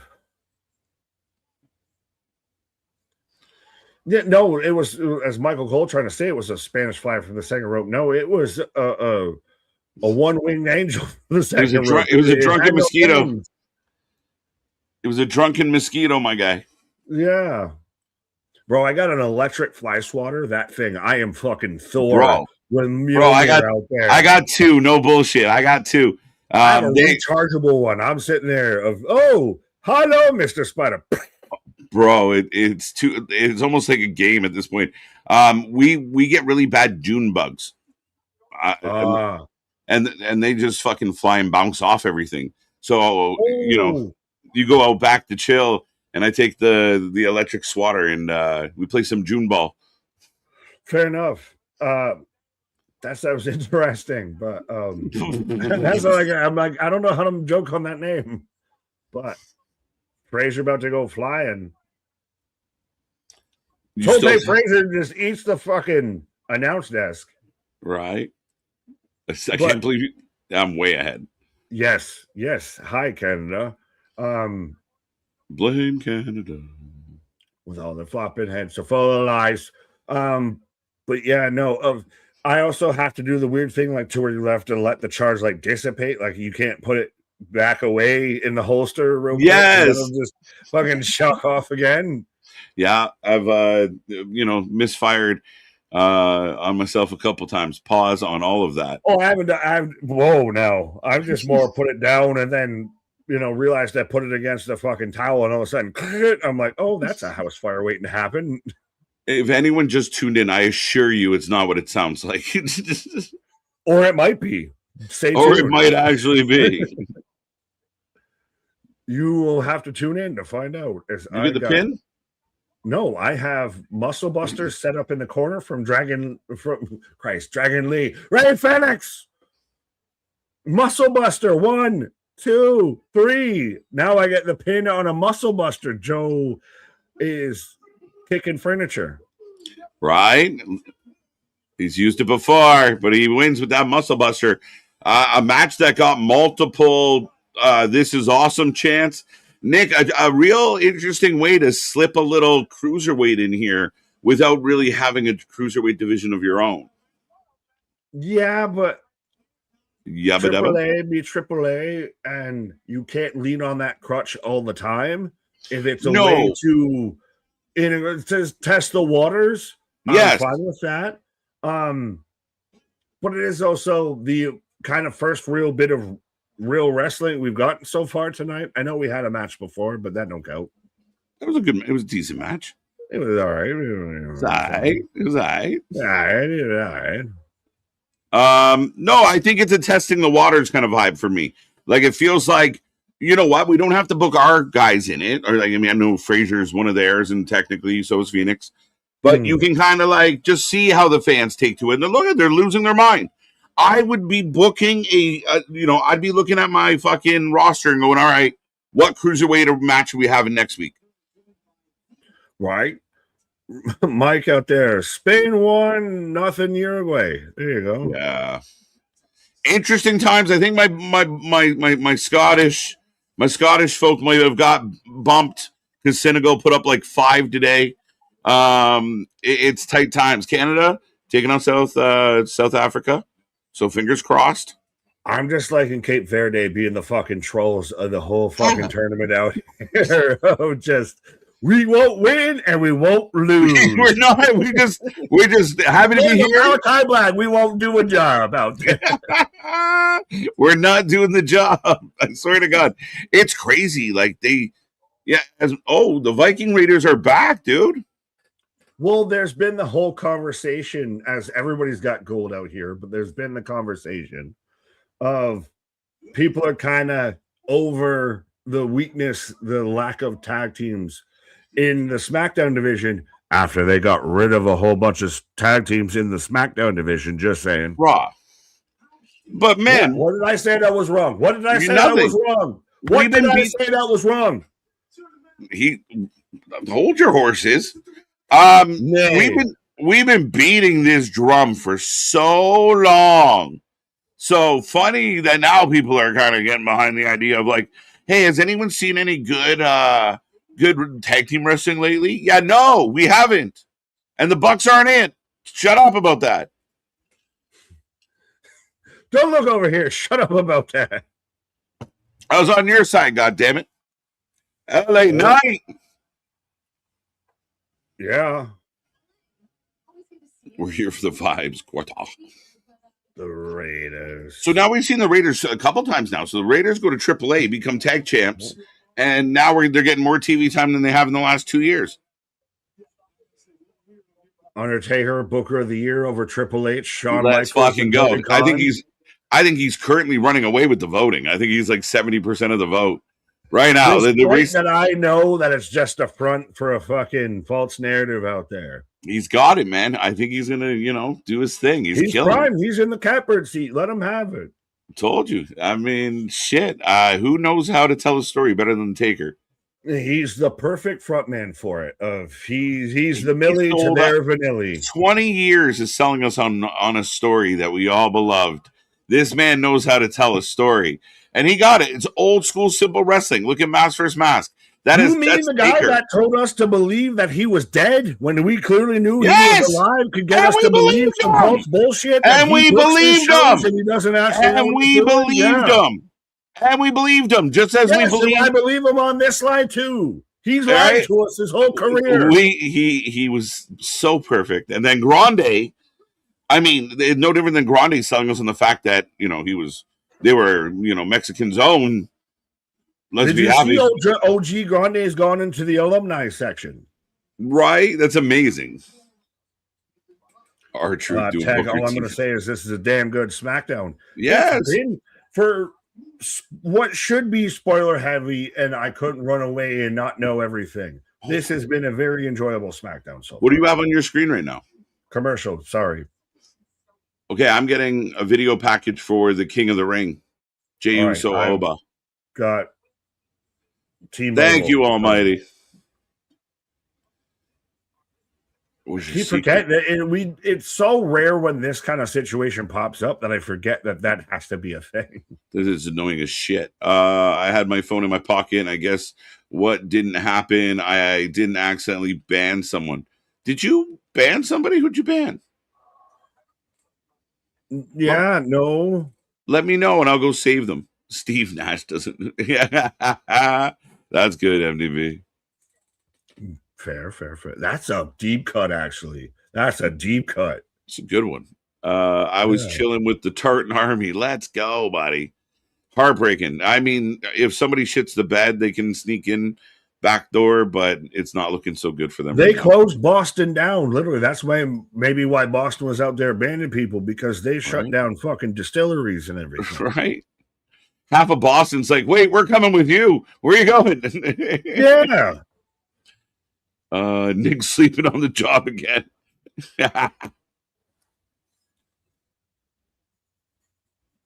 Taker knows lucha and how heavy steel steps are. There you go. I'll give him the second one. Taker knowing lucha just feels like a Mad Lib out there. Do you have anything on your screen? No, I have a commercial for a fucking Volvo. Jesus Christ. Welcome to America, bro. Right. What's up, Tanisha? How you doing? Trust me, I fear to pause on anything because I don't know when the commercials might run rampant out here. We're gonna go all sideways. Right. My pockets have fingers. Dude, that opens the door for so many questions. Take a lesser dosage next time.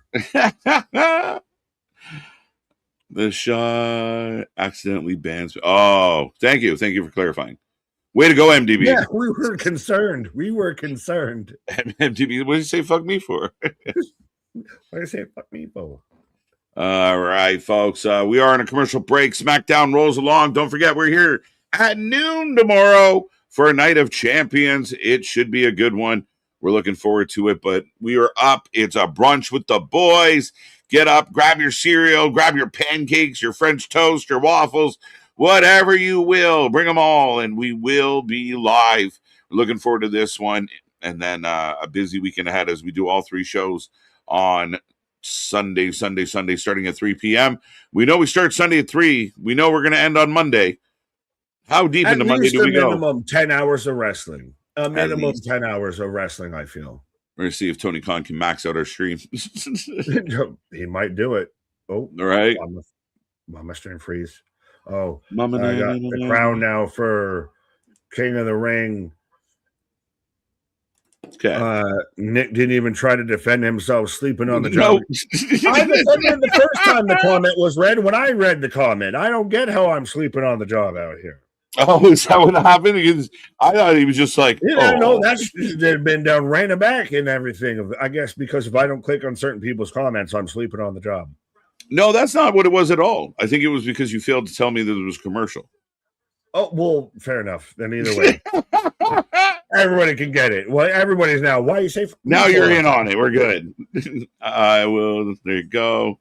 Love seeing it. 316. Queen Liv Morgan.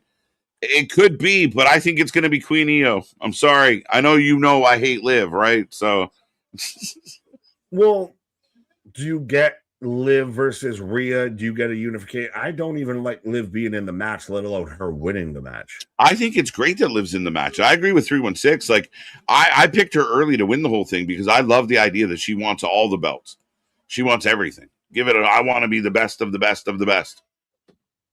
The best of the best of the best of the best. LA Knight making an unscheduled appearance. I have still video package. So see, okay. I'm not sleeping. My patient doesn't know when to fucking stay. Now you sleep on this commercial. I'm doing my best. Okay, this is the one time a year. This has to be a thing. I do feel like you did give us some insight into like. Stop saying I didn't click your. You're like shit. Why did you keep saying that? We're like we're right out there. I said the quiet part out loud. Has King of the Ring always got a shot at SummerSlam? I don't believe always because they weren't even at the same time of year once upon a time. No, remember at one point when it was just Xavier Woods and Zelina Vega won it, and they just got a fucking fancy crown, and then Roman beat the shit out of Xavier. There was at one point to where it didn't mean much of anything, and now they've realized, hey, if we're going to do this, we need to make it matter. This is a way that we can find a way into something that we didn't build up to. Mm-hmm. And in my humble opinion, I believe that, they put talented people in it. It felt like several people in that started this tournament could have won the tournament. Like I give them credit. We could have had Finn involved in the finish of this. We could have LA Knight because I got LA Knight coming out right now. And anyone running around screaming that predictable. Nobody saw the Jey Uso thing coming, and some people were right, begging that it didn't. That's show the reason the crash out's happening because no one predicted it. Fucking right. Like well, it's so predictable. Well, dude, you seem pretty surprised. I can tell you I got less picks wrong in the Owen than I did in the King and the Queen. Right? Well, in the Queen of the Ring, I know we're getting the Maya story now, but we saw the writing on the wall as far as how that was going to go up until recent events. Monet. Because I got LA getting in the ring right now, as I got a replay of him beating Jimmy from Raw earlier this Monday. Right on. Let's go. Good energy in the building.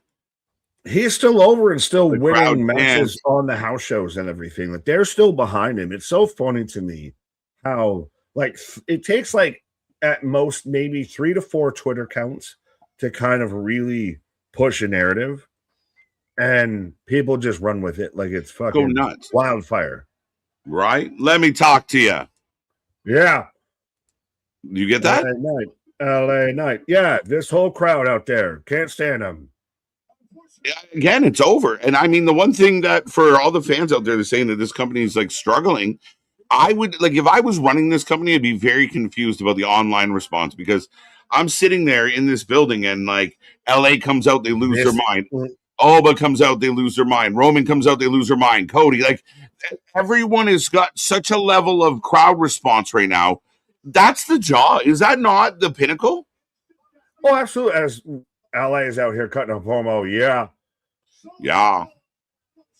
One half of the bloodline, so he's in the first couple lines of his promo, but it's fully that whole situation of this goes back to why why Twitter takes everything that Triple H says about fans personally, because they feel like they have a personal say in everything that happens. We got company. We got company. We got company. I've got everyone looking at the entranceway. Don't be scared. Solos. Titantron hits, which is still. Give me some videos. Give me somebody going to get the ass whooped instead of just his name and fucking tribal shit. I kind of miss that. I kind of miss like, you know, Mick Foley's rolling car and, you know, the green letter, like the dum dum for DX, and, you know, Brad had a video package and like I missed the video packages. You had the highlights and everything. Lazy, just your name and some graphic that kind of represents you. Yeah, but Solo Sugar Cube coming out right now. Watch alongs at Dark Side of the Ring. Well, some stuff with that. It's like, so what do we do? Like, what do we say? We're watching people talk. We'll be like every other wrestling content creator during the live stream of this. Can you believe Shockface emote? No, like what do we say over them talking? Right, Pitbull is the theme song of Night of Champions. We are so back, Mr. Worldwide. Let's go. Is he really 305 I don't infinity with the roof on fire? Right. Fireball. Dun, dun, dun, dun, dun. Now Solo's officially Solo. What are they chanting right now? The crowd. Oh, something Solo. Yeah. Are they saying like, oh, shut up, Solo? I don't know. He hasn't even talked. I've got LA talking right now. 10 out of 10 times. LA Knight, performative as hell. Who was wearing them big ass boots? Do you get Solo into the Bloodline and in this new version of the Bloodline now that he's Solo is literally Dolo? Yeah, I think coming off Monday, I mean, you'd be hard pressed not to make that assumption. Like, you know, Roman keeps summoning him, and he keeps showing up. He helps the Bloodline get a win and look like the good old days with the thumb to the throat. I just need now. I want to go find the videos of just Roman Solo and Jacob and the Usos, and that's your new modern version of the Bloodline. You've just now amassed the ultimate version. Yeah, I mean, and again, where does it go? And I said, is there any type of, you know, potentially is like Solo kind of working with, you know, Jacob behind the scenes? Is there more to it? But Solo wearing from the Pretty Ricky line. If you know, you know. Yes. This man, though, I just don't know how what you a can pretty that red. It was very red. I don't know if I could pull it off, but you know, definitely got the Shug Solo vibe. Yeah. If you want to come over to the wrestling company that don't got John Moxley all up in the videos, all up in the promo. Right. Yes, Heather, I saw your question. We're back tomorrow at noon, and then we're here all night, Sunday night from 3 p.m. on. We will be live until probably Monday. It's a Like I deep said, cut. It was a good cut. I'm predicting 10 hours instead of 12 hours. Okay, I'll accept that. Please. Yeah. I hate that goddamn family. I don't you see Roman Reigns. See you. I hate you. You're not my real dad. I hate Jacob. I hate the Usos. I hate Roman. I don't even know if I want to adapt because I'm so somehow I no, just you're good. You're good. Commercials will fucking fix it. Yeah, we're good. We're super close. I'm right there.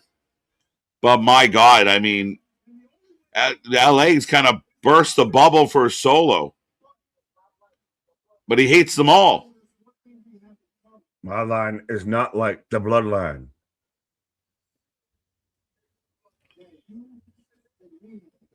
You should hate the Bloodline. You should hate them for every single thing that they did to you. This is Solo duping LA Knight into thinking they're buddies, and then I don't even know because I mean, think about it. This is still family. You're still out there talking about his big bro, his little bro, all of that. Right. So breaking news: Solo hates the Bloodline. Dun-dun-dun, dun-dun-dun. How long before one of the idiots put out backstage heat between the Bloodline?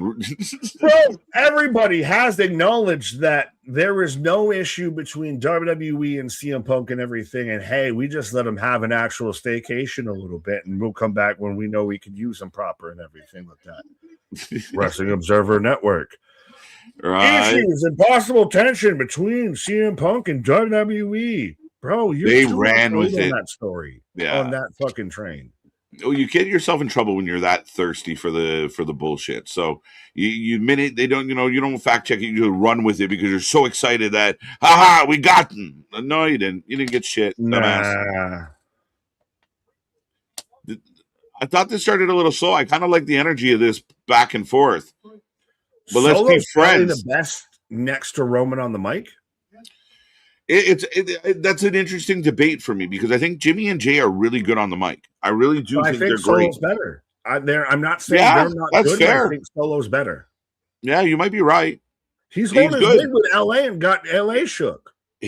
His attitude is like it's more. They all have it though, like this natural way of just being on the mic, and it's just them kind of talking. Roman took a while to get there. It's good gas. I don't give up.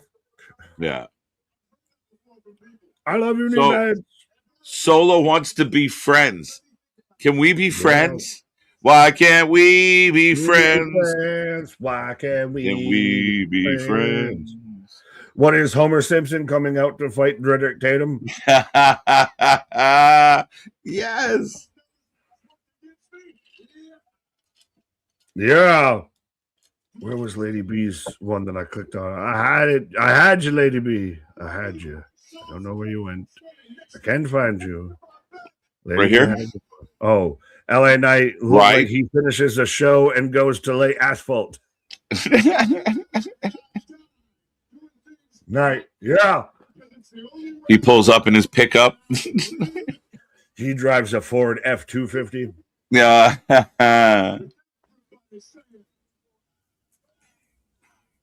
But he's over as fuck. But despite everything, every time everybody says LA Knight's dead, he's done, he's buried. Oh my God, can you believe they just wasted him? They can't use him. They're spitting on him. They don't even want to use him. They just cut him. They just let him go. But he's still over in every promo that he comes out. He still gets cheered every time he shows up. He's still out there dealing with top guys. Oh my God, if that's failing, can I please fail up too, like LA Knight? Right. As we got Sami Zayn. Speaking of failing up, Sami Zayn. Hey now. LA Knight was definitely on life support, though y'all gotta keep it a buck. LA went through some quiet times, but I mean, it's so confusing with the LA thing because he is super over and Gargano's still planking. Yeah, but I missed a couple jumps on the top ropes, and I kind of, missed a couple spots here and flub this and flub that. You might be questioning some things. Right. That's fair. But I'm not questioning the last real good guy. The last action hero, the last real good guy, Right. Sami Zayn. Getting advice from Johnny Planking. At this point, can we just let Johnny go? Right. Like, is there even a recovery process from planking Johnny? Like, is there a way he comes back of just he's alive? Is this like the most egregious burying ever? If it just like he just leaves after this, like 5-6 months of planking.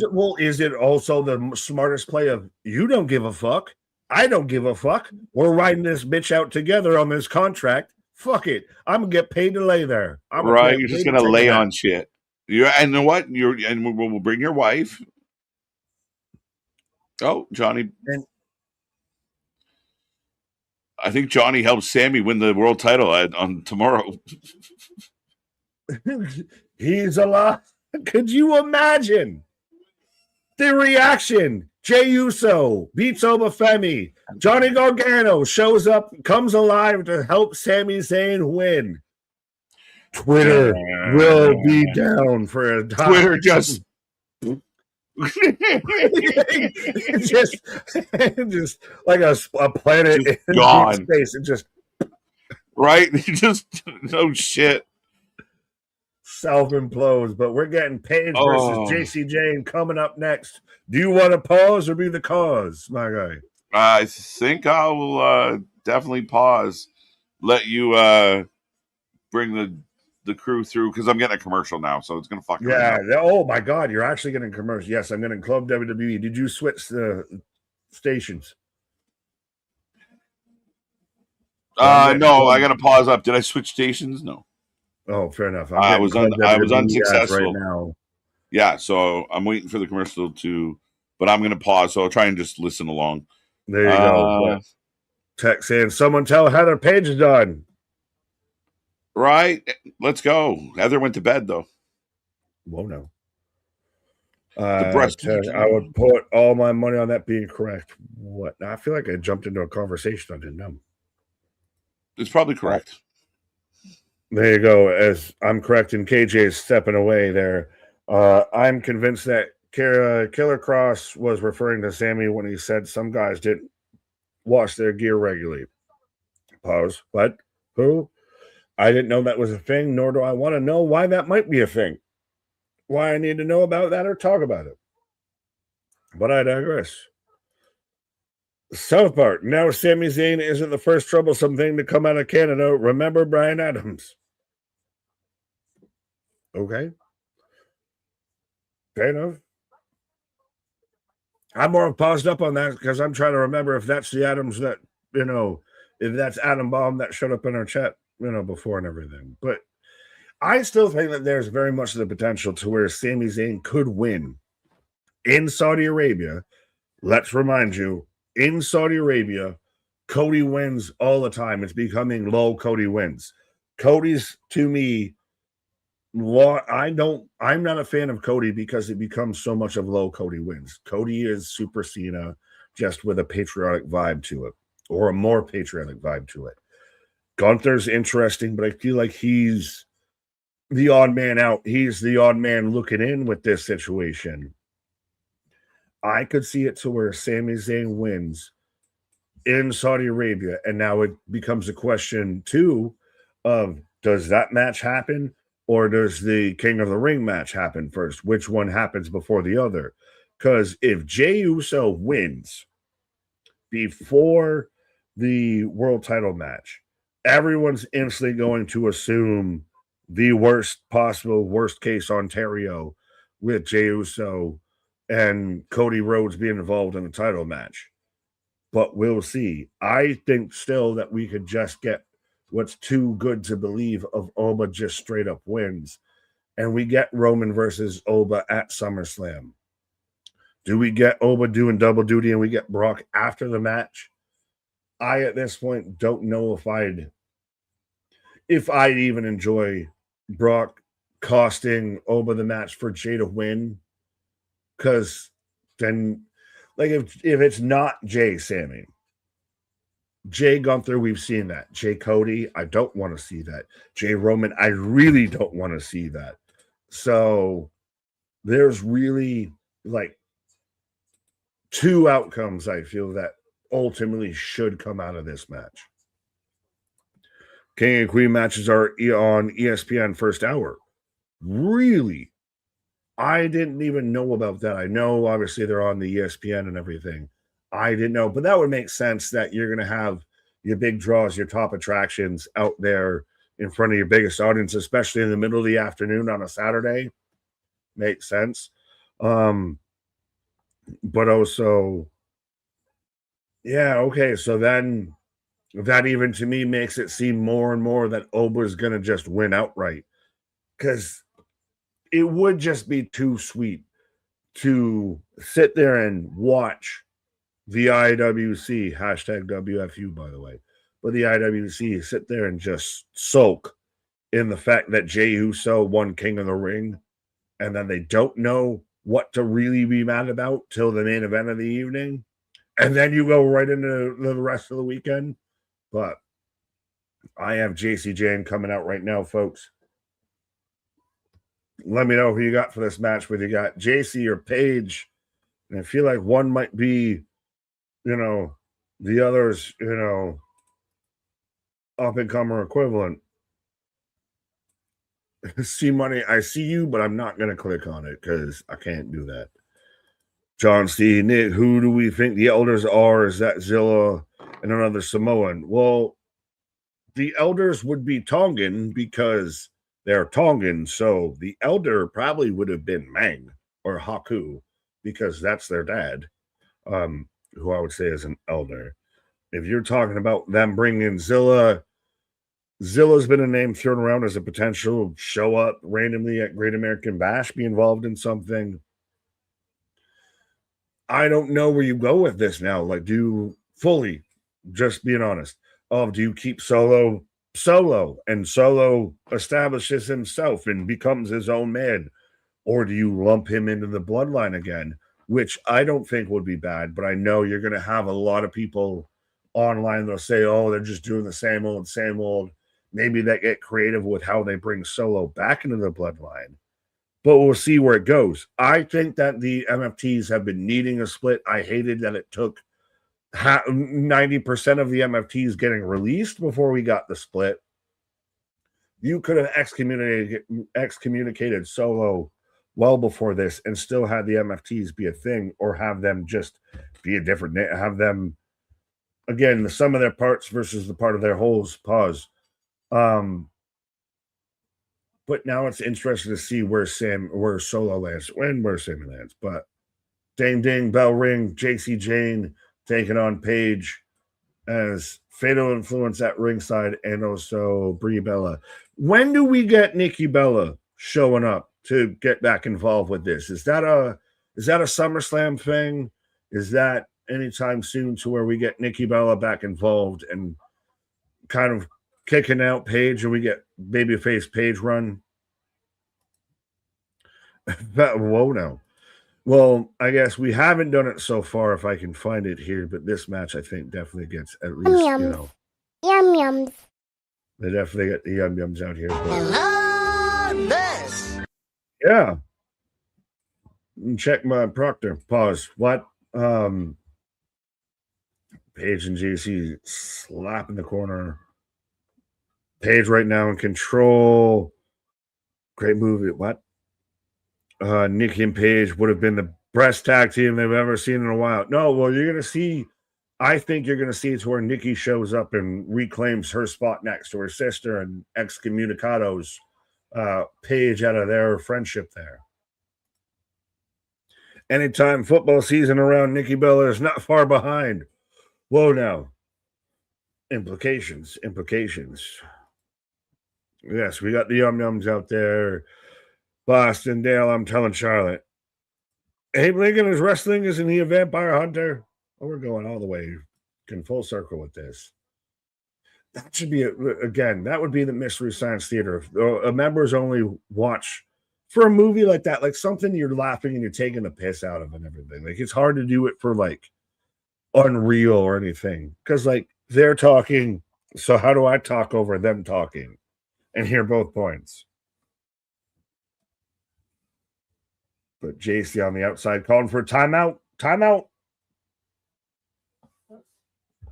Page off the apron. Cannonball on the rest of Toxic Attraction. Running knee. Blinking is on my license plate.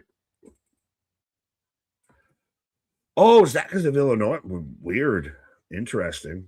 As I go hard into a commercial pause. No, we got the live free or die motto out there on our license plate, but I am in a commercial break right now as we're about an hour and a half through the time warp SmackDown out here. How you feeling on the SmackDown that once was but is now? Drew making another movie. Yeah, apparently he's out there making all the Hollywood friends of he could be, you know, the Bautista out there of I may not win all the belts, but I'll be in all the movies. Which I saw that thrown out there, and you can let me know in the chat if you agree. If Dave Bautista, the best actor, wrestler actor transition, you know, you got your John Cena's, your Roddy Pipers, your Jesse Venturas of is he the best one? I think he's managed to play it the best and pick his roles either sparingly, but also been in some, you know, straight to DVDs. But yeah. What? Lincoln Logs? Anybody else play with them? Pause. Drew K. What are we just saying random things now at this point? Welcome to Wrestling for Life Network, where the points are made up and the shows don't matter. How?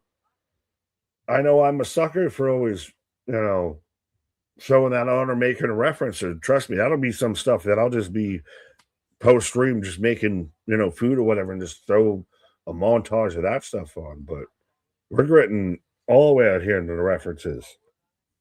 I was going to have to do the fucking Tiger Alley sing, Drew Curry. Who's Drew Curry? Springwood, I'm so glad this is the last three. Is this? Yes, it is. Hallelujah. We didn't even realize we are at the finality. We are in the end game, folks. Out there. We have Thanos snapped. SmackDown back to 2 hours. After this, we're coming out of this. Back into the 2 hours. 2 and some change on Raw and 2 hours on SmackDown. And it's still crazy because it started off so well. And it's gone down so fast. But we're finally getting back to the 2 hours across the board. I love gold.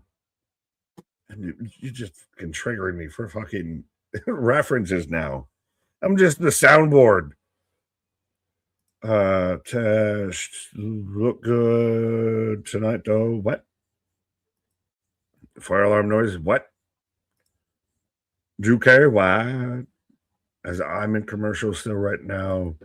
Drew is a decent actor. Dave is definitely the most decent actor. Rock should have just stopped at action star. Has anyone watched Smashing Machine? Because that's the most recent one. I kind of wanted to, but because A24 and maybe they'll get some artsy and they'll get clever with it. And they kind of gave them some props for it and everything. But has anyone actually watched Smashing Machine? Because even from the trailer, I was like, this is Dwayne's nominee piece out here. This is Dwayne trying to show I am an actor. I can do things. Like, nominate me. It didn't feel truly like there's been plenty of other A24 movies. Christ in Iron Claw was light years ahead of that. And they're both from the same fucking company and both related to, well, not wrestling, but combat sports. And one featured fucking Zac Efron and made me believe he was a wrestler. But we're back in action right now, folks. JC with a kick to the gut. Page with an elbow to the face. Train blows back and forth. Who could win out here? I watched it. It was all right. Smashing Machine was not good. Nah, fair enough. Taco, did you ever watch the TNA movies like with Kurt Angle, Sea Level, Straight to D. Are you talking about like the WWE ones to where like you had like Dolph Ziggler and Kane and Kurt Angle like a movie or some shit like that, like the Marine 75 stuff like that. I didn't think TNA actually made movies, but yeah, there's been some obscure, like, wasn't Kurt Angle in like a vampire movie or something? We could do a whole series if we really wanted to find it and could find it, and that becomes a thing. Thumbs up, comment after the stream is done and everything. I know live chat. Comment after the stream is done. Blow up the algorithm that way. If you want to see a Mystery Science Theater version for the Wrestling for Life Network, whether it be members only or whatever, we'll have to come up with a wrestling based name around it. But we'll have, the slumbover, sleepovers type of thing with the movie watch parties out there. Because trust me, there's enough. We can even still do the Roddy movie. Why am I blanking on the name? But there's enough wrestlers in movies that we can make that a thing. Smashing Machine looked good, but I gave up watch Rock's movies after San Andreas. Fair enough. Oh, Rampage. It wasn't the Jumanji ones. It was the one that he did with Kevin Hart, to where he was like a CIA dude. He was like fucking Dewey or whatever. Now we're just going down Dwayne memory lane. Central Intelligence. Yes, thank you. That movie's fucking hilarious. Are you into corn? I found a clip earlier of it. Was, I won't explain the full meme out for it, but it's like, I need to know, are you in or are you not in? Well, I don't know. I'm not in. I can't tell you that right now. Well, guys, I'm not in. Well, unfortunately, you're in. Well, why the fuck did you ask me the question? I was really hoping to have this cool moment. As we're back with Danhausen and Cardona. Oh, no. I am still in the ring. Oh. I got Brian Page. Now I got the Miz with the streaks. I got the zombies. Yeah, and the Garza's here. Growing a mustache. Right? So Los Lotharios is here, and again, they just started the new faction. Oh, who's under the blanket? I don't know. I'm not there. Was the move? What's going on? Did we revert Cardona back to Zack Ryder? Not yet. No. No, he's just watching the fucking bird.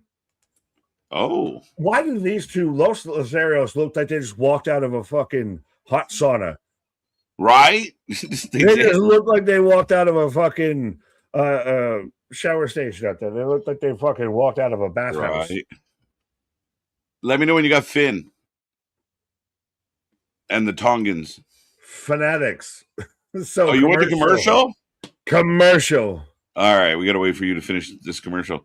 Ja Rule. Ja, where's Ja?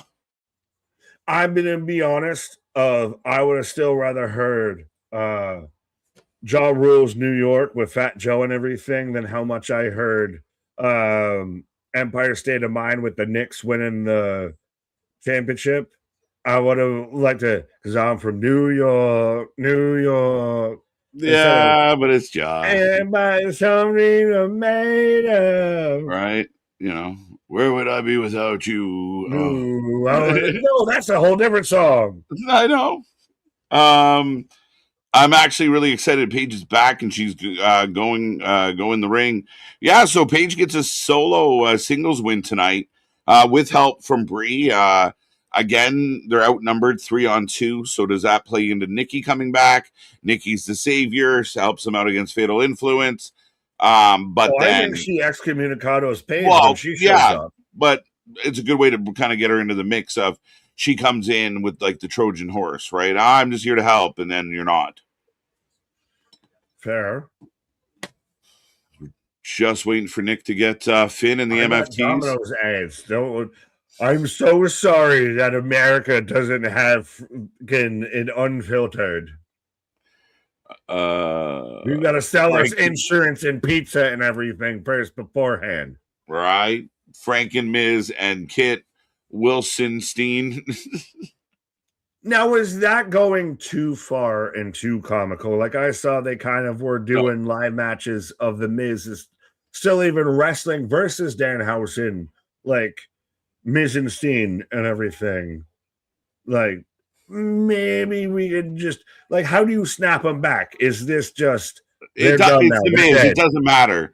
Like, that's the thing about The Miz, man. Like, I still think it's funny. I still think it works. Well, how do you explain away going back to normal? It's Miz. He'll just, like, you won't see him for a couple weeks, and then he'll show up and be a dick, and we'll forget that he did silly shit. This is a guy that got chased around by zombies. So can we just get there and we don't see him for a couple weeks? No, I think he's having fun. We need a patsy. He's there. He's but you need somebody. He's fodder.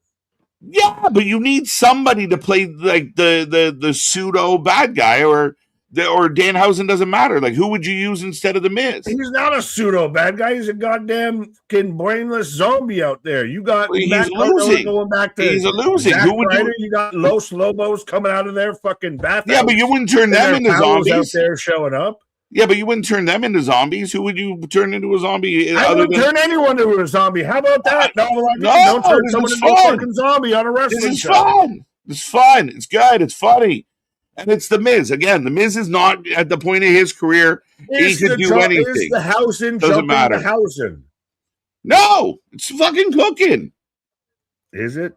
How quickly we turn. How quickly we turn from one week to the next. I'm just asking questions. It's cooking just fine. I want to know. I didn't say anything as to how I felt. Yeah. I just asked questions. How quickly you need to back down and try and discredit someone asking a question. Someone asking a valid question out there about I think he's just fine. He's killing it.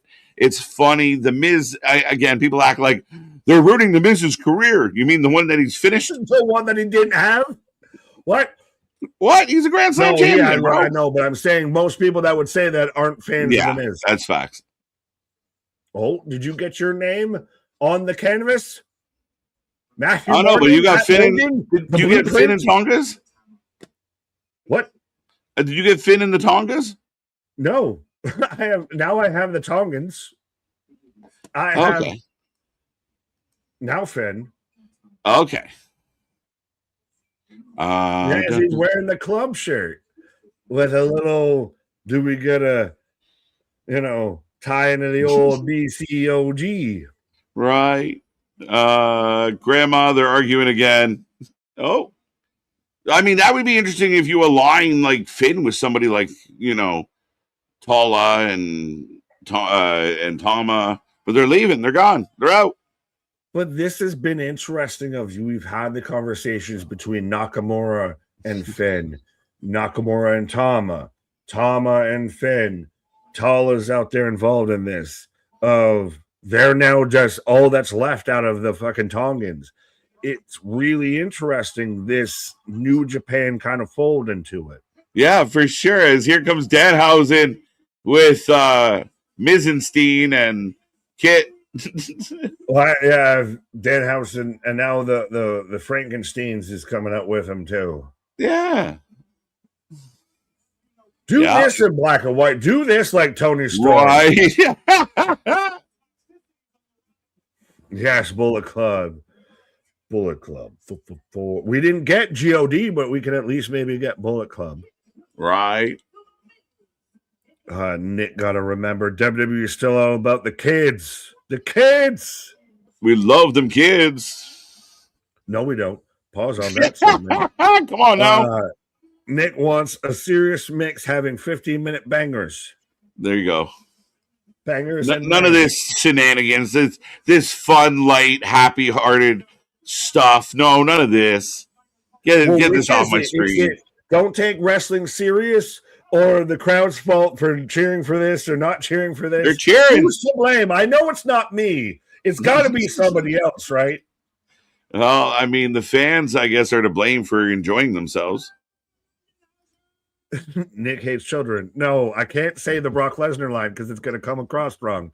But yeah, no, there's a reason I don't have them. But Trick Daddy loves the kids. Most must see. This guy is killing me, Smalls. Danhausen TV. Oh. Yeah, Hello. you got to give him marks, man. Miz is in. He don't fuck around. You tell him to be the janitor, you're going to have the cleanest fucking bathroom in the city. Like, whatever you ask him to do, he does. Like, awesome. This is fucking He is the hilarious. guy that made it from being on the Real World. Right. That t-shirt's wicked, too. The not cursed. But is Danhausen your top merch mover right now? He's got to be close. I haven't seen their most The recent Knicks report. merch has probably got to move insane. yeah. Awesome. Oh, Los Garza. Yo. No Garza. Uh-oh. Who? So is it Bartol versus Danhausen, or is it the Frankensteins versus Los Garza? Los Garza can't lose to the Frankensteins. You just put them in the evil dogs. Yeah. Oh, it is. Translation. The evil dogs.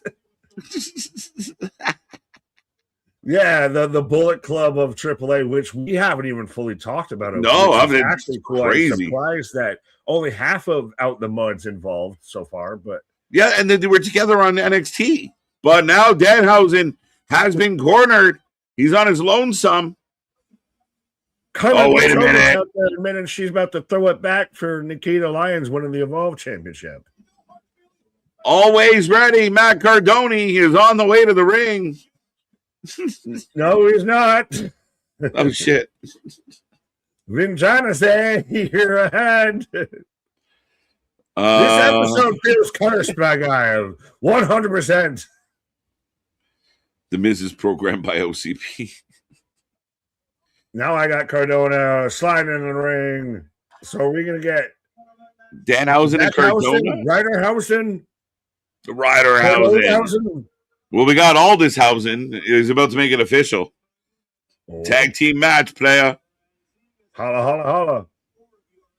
I don't know what this is. Neither do we. It's not what I expected. So we're gonna get we're getting Cardonahausen. Yeah. Good God almighty, Matt. You went to commercial? Yes, I went to commercial. Okay. There you go. As Matt Cardona, if you were any more tan, sir, I think you'd just be tomato red. Like, you have started to reach that stature of rich mahogany. Yeah, it's bad when the Donald phones you up and is like, "What are you using?" I want to know. You look great. You're so great, and you're so tan, so bronze. I can do it. I'm just a little orange, a little Cheeto dust. That's all I can do.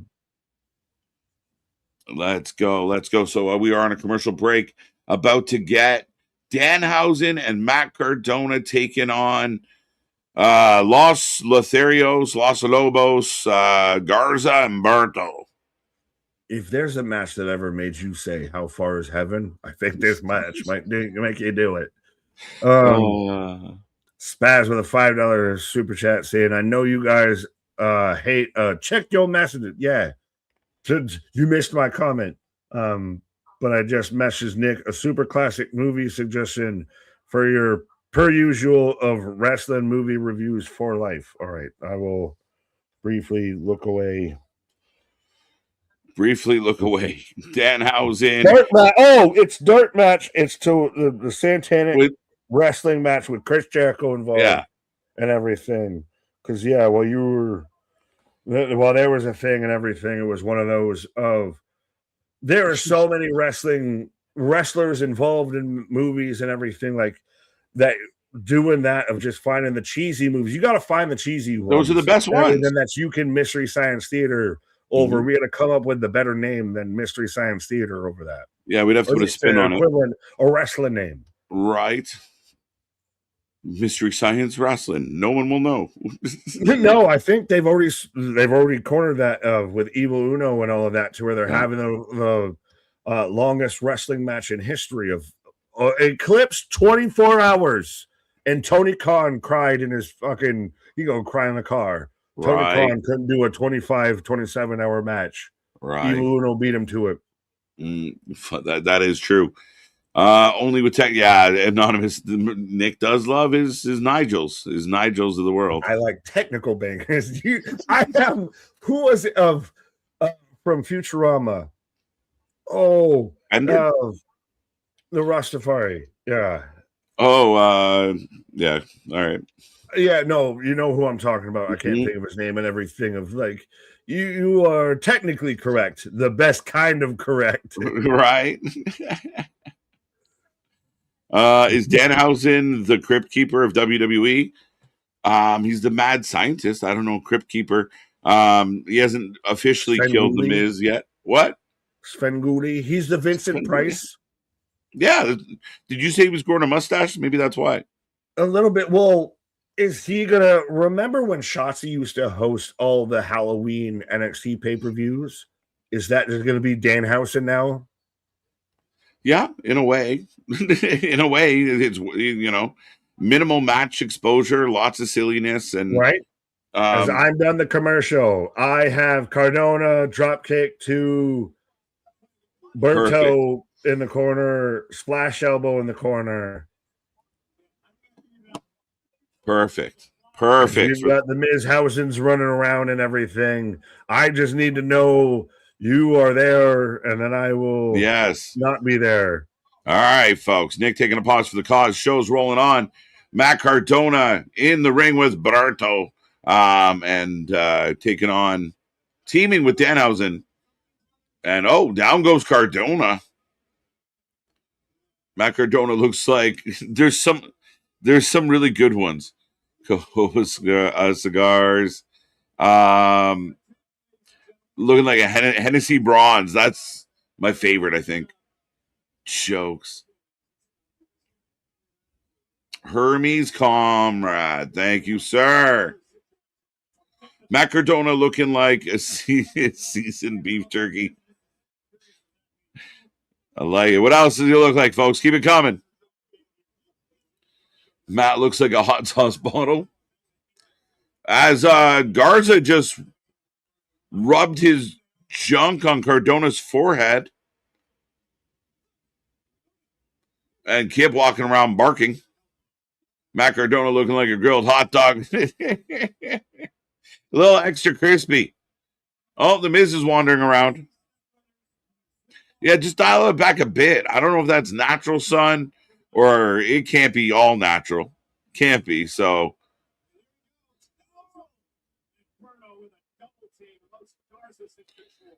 Matt Cardona looking like a gas station hot dog. Facts.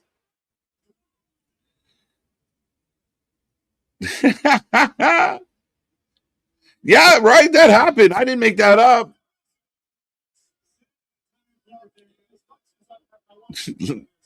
He's trying to get that sponsorship deal, Jose. Snap into a Cardona as Miz kind of just bumping into people. Distracted. Cardona looking for the tag. Big red gum. Get out.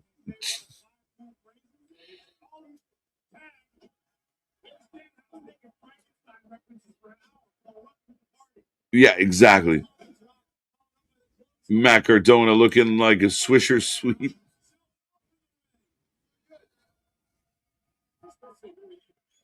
There goes Wilson. Oh, and Danhausen getting a big pop as he's back and forth. When do you think Randy Orton returns? I don't know. I mean, sometime before SummerSlam would be my assumption. You would think that Randy would return and get into something for SummerSlam. I'm at the point, like, I don't believe there's any injury issue here.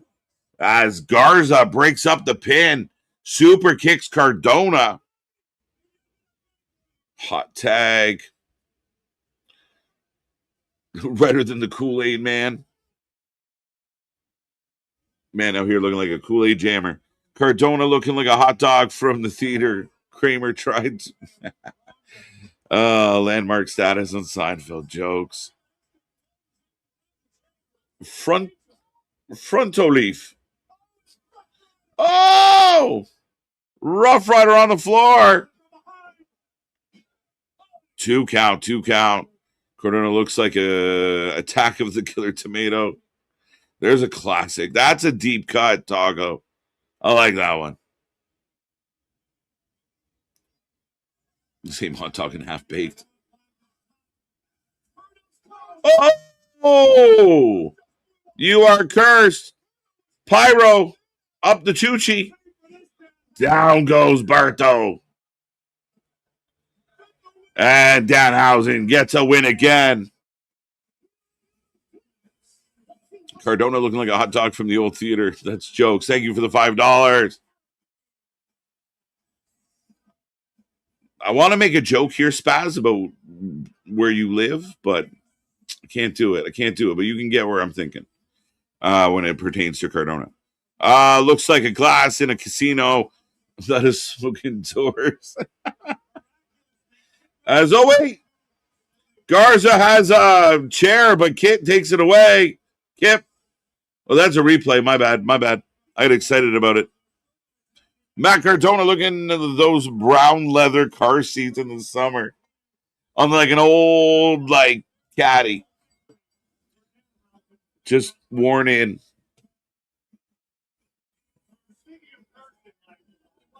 That looks like Aldridge from Iron Man. Jokes.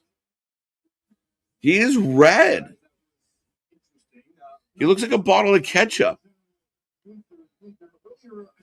How Cardona more brown than the two Latino? Facts. Matt Cardona looks like the inside of Sam. Oh, what the fuck? Are we getting close to Kevin Owens? I hope so. If we could get him back, as I got Gunther on my screen, folks. The ring general. Wah, wah. KJ is an American faking a Canadian accent. Prove me wrong. I'm just a guy. No, I can't. Matt looks like a... He got electrocuted. Jokes. Matt Cartona's got the old Oldsmobile. Yeah, facts. Ding. Gunther's pissed. He's threatening the world. As they go to Chelsea Green in the back. Chelsea Green will have a match with Jade coming up. She's looking a little apprehensive. Matt Cardona is the cracked leather in your grandfather's caddy that he's had for 30 years. Commercial. Wah, wah, wah. All right. Everyone let me know when they show London on the screen. I had to. Jokes. Come on, bro. Fucking Cardona is redder than Sammy's hair. This is sort of too Canadian. Yeah, I'm out of myself with all the apologies. Cardona darker than Jade. Oof. Matt looks like James. He looks like a fucking James Brown McRib. What do you mean? Come on now. Sorry. I seen Kevin Owens is doing a pre-show panel this weekend. Good to see him back. Yeah, I mean he did worked with LFG. He's done some kind of promotional stuff or some panel stuff already. So everyone knows, and for obvious reasons, big fan of Kevin. Hoping he's back soon. If he can get back for SummerSlam, in a wrestling world where you bring back Randy Orton, you bring back Kevin Owens, you got some hot things going right now with your roster. Let's go. What would you do with KO when he returns? It is a very good question. I think if Cody's got the belt, I send him right after Cody. You got to remember, if my theory is correct and Sammy leaves Night of Champions as champion, KO's the perfect guy. Sammy KO for the world title at SummerSlam. I know. It sounds amazing. Calm down. It does, right? KO's coming back and going right back to the top, Ken. And you got options, right? KO's a guy that's been in Roman's face, been in his kitchen. He's a guy that's gone after Cody Rhodes. To me, he's going to be up there. Great job, Julia. Let's go.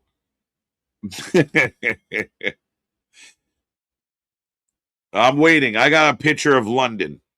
Let's go. Let's go. Glad we could amuse. Thought you liked that one. The McRib out here. Punk, oh yeah, plus Punk. That's a fair shout. When do we see Bronson Reed get involved again? Fingers crossed, knock on wood, as far as no one else goes on the shelf. So again, a lot of moving parts, a lot of interesting names. Potentially seeing Mike Santana join either NXT or the main roster in the next 3-4 months. So I mean, again, we got a lot going on.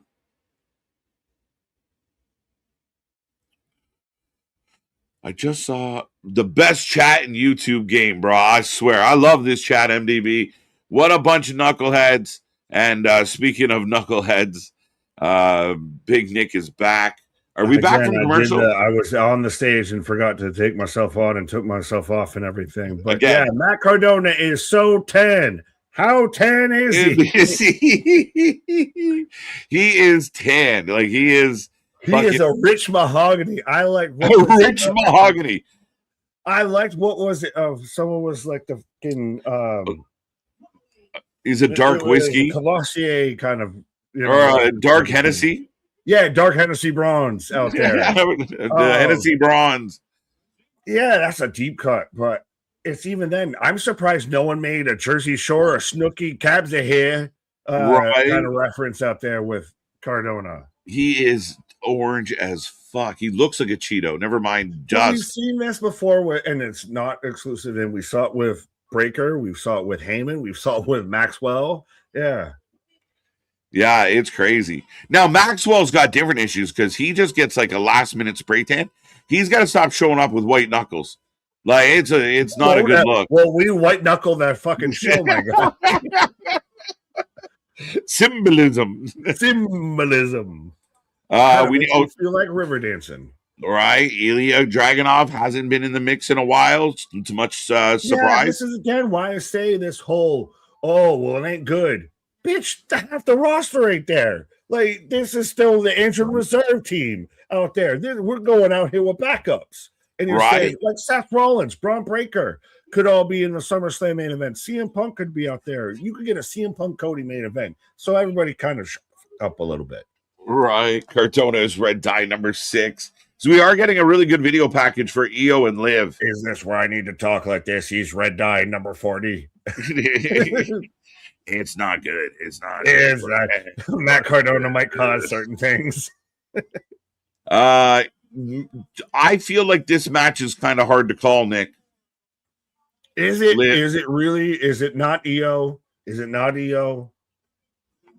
It could. I think it's EIO out here. I think you could be right, but I think it's tough to call. Liv could find a way. Champ v champ. So do we do unification? Do we do champ v champ? Champ v champ. Let's go. So then we wait until Rio's back and we do champ v champ. Does Liv put her title online? So one of them leaves champ, and then we unify. I don't think you unify. To me, this feels like this is the weakest story out of the potential options you could have had. Charlotte being involved in here is a better story. Raquel being involved in here is a better story. Well, you're not giving any credit to what's happening with Raquel and Roxanne are going to have an impact on this, and they've been planting this seed. I got no problem with the storyline. EO, I said from the beginning, EO's on a get back tour. They bumped her. She had a great year, and they bumped her to Mania, and I think Queen of the Ring is, we're sorry, we love you, please be happy. And I don't blame them. Done this, but not this way. I think it's great. Well, Nair out there saying Hot Cheeto Matt, but I feel like Liv Morgan is the Hot Cheetos of fucking wrestling, my guy. Is that a good thing or a bad thing? I don't know. It depends on if you like Hot Cheetos. That's what I mean. Like, I think 316 loves Hot Cheetos. I'm a big fan of Hot Cheetos. You that flaming hot guy? Pause.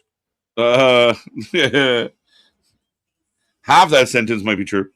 Well, the over spicy ratchet ass, but I got Chelsea out here. Right. So Chelsea versus Jade about to happen. So we're gonna get Jade versus Charlotte at SummerSlam, right? It looks that way. And I mean, if Jade and Charlotte is going to be your U.S. title match, and you still have a world title match to have, that's pretty good for your 2-night card. Yeah, I mean, well, you theoretically should have every title defended during SummerSlam because that's what I mean. But if your mid card title is Jade, I mean, like that you're feeling pretty good that's they're fighting for your secondary title if it's Jade Charlotte. I'll give you that. But so then, what's your main title feud? It was like, wait, who's the champion? Do we get? Well, then you'd have Liv taking. Well, you got Rio. You got so Rio. You lock up both titles, so you log jam yourself. Not really, because you have Rhea going after Rhea and Io are going to fight at SummerSlam, which I think is the money match. Not if Liv wins. We just talked about Io winning. Right, and I'm saying the potential if Liv wins, then you've log jammed yourself. Not really, because everything has to go through Liv, though. But you don't log it. Well, you jam yourself in a way of intentionally log jamming yourself because it's irritating. Well, because even if Io wins, she's not going back at Io, or she's not going back at Liv after I just beat you. This isn't a title eliminator. Shout out AW. No. That I'm going to. No, she's going to go after Rhea again. She's going to go after Rhea. She's going to. Yeah. That's where it's going to get interesting. That's the match. Friend v friend. Yeah, that's the money match. Is she wins? Io wins that, and you have her and Rhea as your. Two questions. What? Did you need this to have that match? And is this the best match you could have had out of this? I still think Raquel's the best situation you could have had out of this. I think Io and Liv are going to have a great match. So yeah, I'm pretty good with that. I'm pretty comfortable with it. I like the booking. I'm a huge fan of Io. I think Liv's a superstar and she's killing it. Liv's about to get in big trouble with her friends, and that's what the big story coming out of her situation is going to be at some point. And I'm assuming this is a good chance to do it. But yeah, Liv is all but done with them. So that has to play out. But Io, there's history with Rhea. And I mean, Io Rhea is a marquee match on a big pay-per-view. Like if that's a SummerSlam match for the world title, it's perfect. See, I can't deny that point. I can debate and discuss of how we get there. Like, I can't deny that that's a destination point, but I can also debate on, did we need Queen of the Ring to get there? No. Like, you could have still built into that match, per se, if Rhea especially wasn't injured. Could you have still built to that match without Queen of the Ring? Yeah, but you didn't have to. Like, I mean, I don't get, yeah, you could have, but I mean, but it's the same thing like you were saying with, say, Raquel Liv, or when the Judgment Day kind of implodes, or Roxanne Liv, or whatever. You can get it without doing Queen of the Ring, but I would have liked it if we did it during Queen of the Ring, kind of thing. Yeah, fair enough. I mean, two sides of the different coin. Two sides of the same coin. Yeah, I hear you. I mean, ultimately, when you put together the Queen of the Ring, you want it to matter and you want it to have substance. So, you know, if you can have Io get through, win, and then like she goes after a shot, like, you know, could you have not done Queen of the Ring? Yeah, but then what do you do for Queen of the Ring? So no, I'm not even saying do Queen of the Ring. I'm just saying you get down to, like I said before, if you got Raquel versus Charlotte for the finals, and Raquel goes over Charlotte and then challenges, you know, Liv and does the Batista fucking thumbs up, thumbs down thing. You could have done that. And I don't think I heard someone else say that, but why would you do something that's been done before? And what would Liv would Roxanne have to put like Raquel on her shoulders? How would that work? Like, I mean, that's a tough spot to be in. Who lifts Raquel up? Who does that? Like, I mean, again, that's switch out somebody on the other side. Why though? But I mean, if you, to me, if the story is that not better though than Io winning? No, wins over Liv. I think Io deserves to win. I got no problem. I love, no matter what, you come up to the dead end of Io should win. Like, Io deserves it, and I like Io going after Rhea. No, okay, so no one's hating that outcome. I'm asking you if then it doesn't be pitched to where Raquel or Roxanne goes at Liv, and that's the feud built out of Queen of the Ring is more the thing of is that better than Io wins Queen of the Ring and goes after Rhea? I'm fine with either outcome. I'll say that. I'm asking you, which one do you think is the better storyline, creative-wise? Which is the better creative storyline to go through? Oh, I don't even know what you're getting right now. Oh, I'm a commercial. Sorry. God damn it. Well, I got caught up in talking about Queens of the Rings, okay? I got talked about it in the women's. Yeah, I mean, again, I think it's a case of like you might, I kind of wanted so and so to win. That's fine, but I don't think that necessarily means the way they chose to go isn't working. And I think that the story of Io and Rhea, I think, is fine. I thought again, I understood. At least they took the time to explain, hi, I'm Liv Morgan, and I'm in the Queen of the Ring because I want to win the Queen of the Ring, and I want all the belts, and I'm one champion. I want to conquer the world. I thought they at least explained why she was doing what she was doing. Now, Liv and Io should be decent. Judgment Day's at play. We saw how mad they were on Monday. So I have no problems how this is played out. I want to keep debating you, but I just love of pause the stream, KJ. We're commercial. Pause the stream, KJ. I'm ready. 5 alarm fire. Pause it. Right? Hold up. I'm back in action right now. What do you got? I've got chokeslam set up from Jade. Chokeslam. 1, 2 count. MDB, I'm about to go buy me a pack of Cardonas right now. Hashtag cigarillos. Hashtag not sponsored. Hashtag Al Capone cigarillos. Right. Snack URL. Snack URL. I'm waiting for the time to where we actually have a sponsor like that of, go and shop, happyvitamins.com. Happyvitamins.com. Coming soon. Yum yums. There we go. That's yumyums.com. That would be the strain. That's the first strain is yumyums.com. Right. Decent match. We're trademarked it now. I don't know if this is like the Michael Scott of like, I declare bankruptcy, but I declare that we've trademarked Yum Yums. There you go. Yeah, right. I don't know if we can. I think a couple of people got to it, but there you go. Doubling down. Look, more yummies. 2 count. Yum yums. Uh-oh. Have 2 count. Yeah. We're picking up Jade. Setting up Unprettier. Fighting back. Shoots her into the ropes. Misses the pump kick. Super kick. Super kick. She's rolling. Pump kick. No, she's down. She's down. Jade picking up Charlotte. We're going to get jaded. Pancaked. You're making me walk. Dude, we are fucking spot on perfect. No one take a break right now. No one breathe. Another hour. No one take a pause. No one hiccup. Everybody. This is like a lab. Everybody's got to be in a fucking hazmat suits. Jesse, we're cooking. Right. Is Jade laying boots to Chelsea. It's Tiffy time. That's fucked. SGT Slaughter. But here comes the less. So see what I said before. So continuity is king. Are we doing a trios match? Not now, but probably like next week. You're the baddies.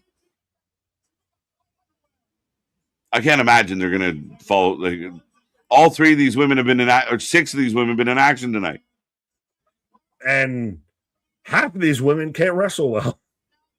Sorry, I said the quiet part out loud again. There's some of this match that would be really sus of trying to expect them to go 2 matches in a row. Right. Jada and Tiffy, who goes over on the go home show must go under on the pay-per-view, and god damn it. Uh-oh. So does Tiffy time continue?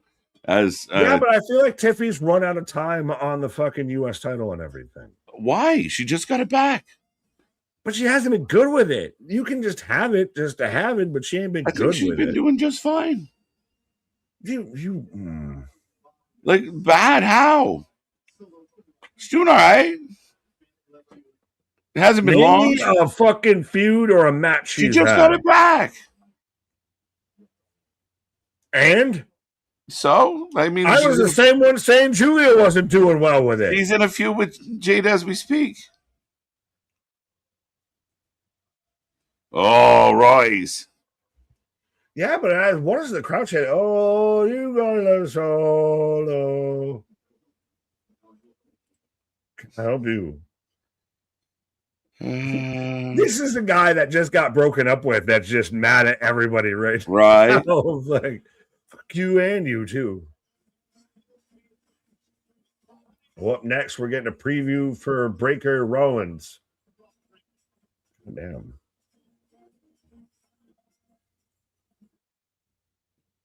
I'm in commercial right now. Commercial. Pause. It was in 5-alarm fire. Yeah, I got Braun Breaker. I have them hyping up the World Cup, which it's so interesting as a U.S. citizen of now everything is soccer based of America. The world is trying to learn America right now, and America is trying to learn soccer, aka football, at the same time. We're all growing together. The world is healing a little bit with this, I feel. Right. Well, it feels good. Everyone's kind of trying to put on the happy face. It's summertime. Well, we're realizing that we shouldn't be mad at each other. We should be mad at the dickheads that make the decisions. Yeah, facts. Solo on his hot boy summer shit after breaking up. Facts. No, it looks like the weekend. I can finally sleep. It's not a field, Nick. It's a pitch. It's a pitch. You got to get with these footy terms, buddy. Well, you're more accustomed to these footy terms out there. I'm more of, the pitch is outside, fastball inside. That's the pitches I know. Just a little outside. A bit outside. I feel like Matthew McConaughey in Interstellar is trying to get KJ's attention. Hi. Just crying, just seeing KJ say something entirely wrong, and Matthew McConaughey just crying, looking at the side of no. As folks, we are on a commercial break. I will take a moment to remind everybody we're here tomorrow. We will be here at noon as for a Night of Champions, and then we'll be back on Sunday at 3 p.m. We got 3 shows. It's a triple threat marathon all night long. We know when we start, we don't know when we're going to finish, but it's going to be fun. Be a friend, tell a friend. Our Saturday streams always kill. And then the Sunday is going to be like nothing else we've done since April. So let's go. Brunch with the boys, cookout with the boys, and then marathon night as Tech out there saying, where are y'all at now? This is the greatest wrestling game of fucking where are you at? Oh, where are you at? No, right now I'm in a commercial of You're still in a commercial? I got Monopoly Simpsons. And I fucked up the word Simpsons. I called them Stimpsons, but yes. I got Monopoly Stimpsons. I'm a simpleton. I still got commercials. Commercials is things. You let me know when you get the Seth Braun Breaker package. Pause. And no, I think we clicked on the same thing at the same time. In soccer, 0 is called nil. Yes. It can be, for sure. I'm Nil Nemeth. Yeah, Nil Nemeth. Nilly Nick. Summerversary, 3 p.m. Let's go. And then we get into Slamherversary. Stimpsons, is there a Stimpson in the class? Dufresne, search party of 2. Dufresne, search party 2. As I got the WWA ads right now. I really notice how shitty these commercials are when I got to sit and wait for them. You're really getting the American experience peripherally. Right, Ren and Stimpy, let's go. Yeah, we were watching Slammiversary. Saudi show. I got Saudi So Let me I know when mean, you got Braun Breaker. so I got a fucking circuit breaker with how many lights they got on. I got a circuit breaker. Yeah, Slammiversary. We go live on Sunday. Then Great American Bash is going to start at 7, and Forbidden Door starts at 8. We're here for all of it, folks. Now this is a goddamn lie. White Sox 20-1. What? A couple people reported that. Twitching. Spear replay of him on Seth. So Okay, we're video good. package. I still find it funny that they're like, it's now the mocking thing. Ever since Seth went to Braun and said, "Give me one of those, give me the and everything," you've very much kind of gotten, spayed and neutered Braun Breaker a little bit. Maybe. I mean, the injury was a bit of a hindrance, but he came back and instantly looked like a badass right away. So give me one. And I think he's going to win on the weekend. So, do you think so? Do you think he wins? Do you think we're getting towards a Seth Roman at some point? Seth Roman SummerSlam, Seth Roman Mania? Maybe Mania. I don't know about SummerSlam because it just feels like they're so apart right now.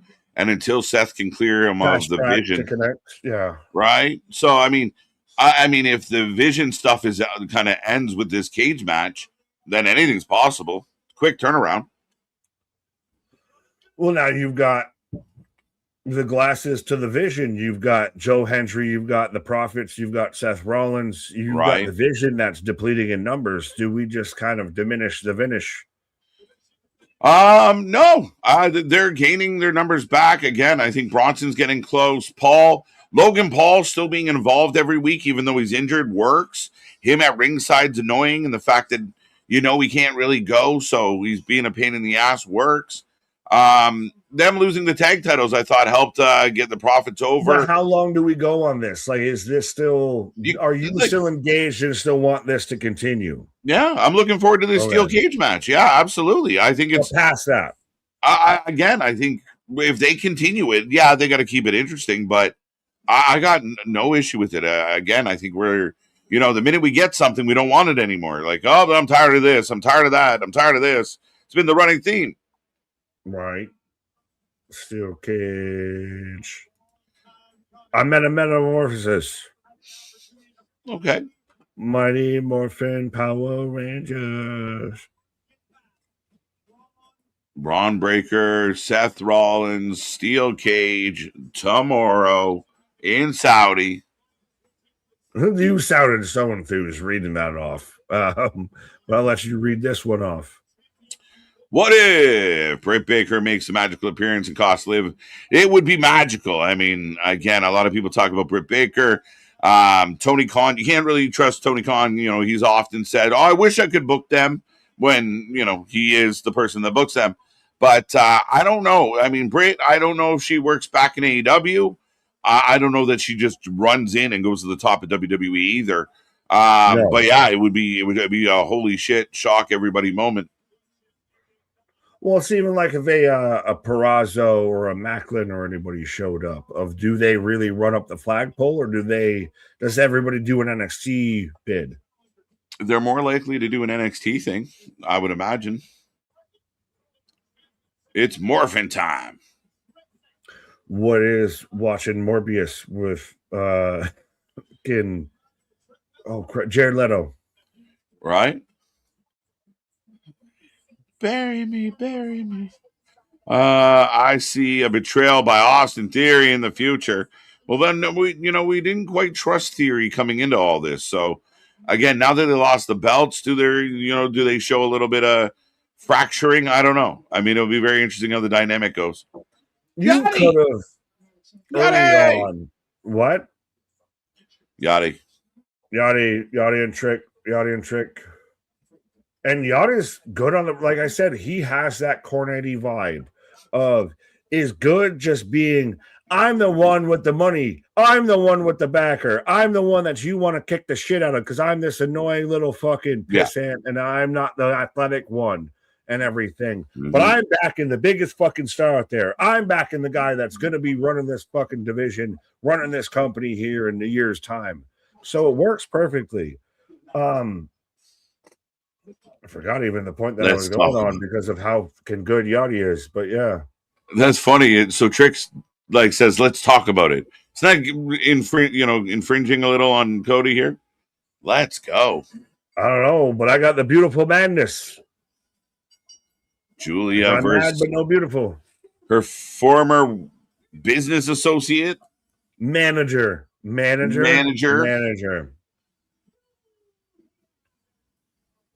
Julia. But how do you feel of Julia very much? You know, got the new hairdo very much. Has babyface the appearance, very much babyface the vibe back to it. I like it. I think it gives her a chance to kind of just be herself, be colorful, be bright. I think the fans will get behind it. Again, the beautiful madness, as we are about to go to another commercial this August. All right. So they advertise at SummerSlam commercial. I'm like, I have to throw up the fucking flag commercial. All right. But I keep putting polls up, but we're not really doing the polls because most people should know. Kiana. They don't know. We don't know, so they don't know. We don't know that they don't know. We're just assuming they don't know. I mean, honor system, honor club out here, right? Not Ring of Honor. Cody says, "What do you want to talk about?" Totally different, right? I felt it was pretty close. Whole different vibe. Yum. How are you feeling? We're pretty much down to the bare, but like this, the main event of SmackDown. Well, no, what is left? There's still 38 minutes. So what is left? As far as something that was announced. Oh yeah, this is left. So that'll end it. Yeah, fair enough. Yeah, this is what we'll do. This is how we'll get out of this one. This will be the last thing we see. This segment will be very interesting because we're gonna have to watch. Does Gunther go over? Does Cody go over? Does Sam? How does this scene look? Setting up our anticipation for tomorrow. But I mean, dude, give it to Sammy. I know we're gonna be here, and our pick can change between now and then. But early polls before the midlifeies, before the the midterms out here, of who do you have winning this match? Sammy. I'm going Sammy. I'm going. I don't want to hear your shit, people. I'm going Sammy. Is that who you want, or who you think they will do, or both? I think they could. I think there's an opportunity to do something fun here, and then the triple threat opens the door to kind of pull it off. I think it's a bit of wishful thinking, but like you said, I think I'll feel a little flat if Cody pulls this out. I could see Gunther doing it, kind of setting up Oba going after Gunther, potentially, but give me Sammy. Let's go. Yeah, well, this match is going to be potentially, but what they're going to do is going to be Cody. They are going to just run that up the fucking flagpole. Like, I think we could you imagine SummerSlam? And I want to see a Twitter account bitch about this. A SummerSlam of CM Punk versus Cody Rhodes and Obafemi versus Roman Reigns are your two main events, night 1 and night 2. It sounds pretty stellar. And I mean, would you bring Punk back and give him more of a heel vibe and push him like that? Would you let him just run his course and see how the fans take to it? I mean, he doesn't even have to be. He's going to probably show up at the Raw in Chicago. That'll be when he returns, even though he's going to end up on the SmackDown brand. And you put him and Cody together because, again, remember, just say when. So you do that. And now who do you cheer to win? Does Cody almost become the guy who gets booed over Punk? Yeah, I think so. That's why they fucked around with Pat McAfee with Randy. They didn't want Cody to get booed. Do you got anything? Are you still in commercial? I'm still in commercial, but I got long ass Misfit out here. Yeah, welcome to America. With $5 super chat. This is the same place that puts a fucking UFC event on the White House lawn. But I've got a Fandango and a not Dirty Dango. $5 real quick. CM Punk has teased his eventual move to SmackDown during the Cage of Fury fight show tonight. Fair enough. Didn't catch it. Yeah, the little teaser. He likes dropping those little tidbits when he can. I mean, people have talked about it. I got Big Ben and not Bishop, not our friend, but I got Sonic and I got Big Ben. Did you get Julia? I had her. I lost her. I haven't had her yet. You're not. Are you? What? Now I have her in the ring right now. I'm Jesus there right Christ! now. It's not the time to be coy, Nick. I'm a koi fish. I'm like a goldfish, but just fatter. Koi fish. Right. Now I got Kiana James coming out. Your KJ, my KJ, especially KJ's KJ coming out right now. Let's go.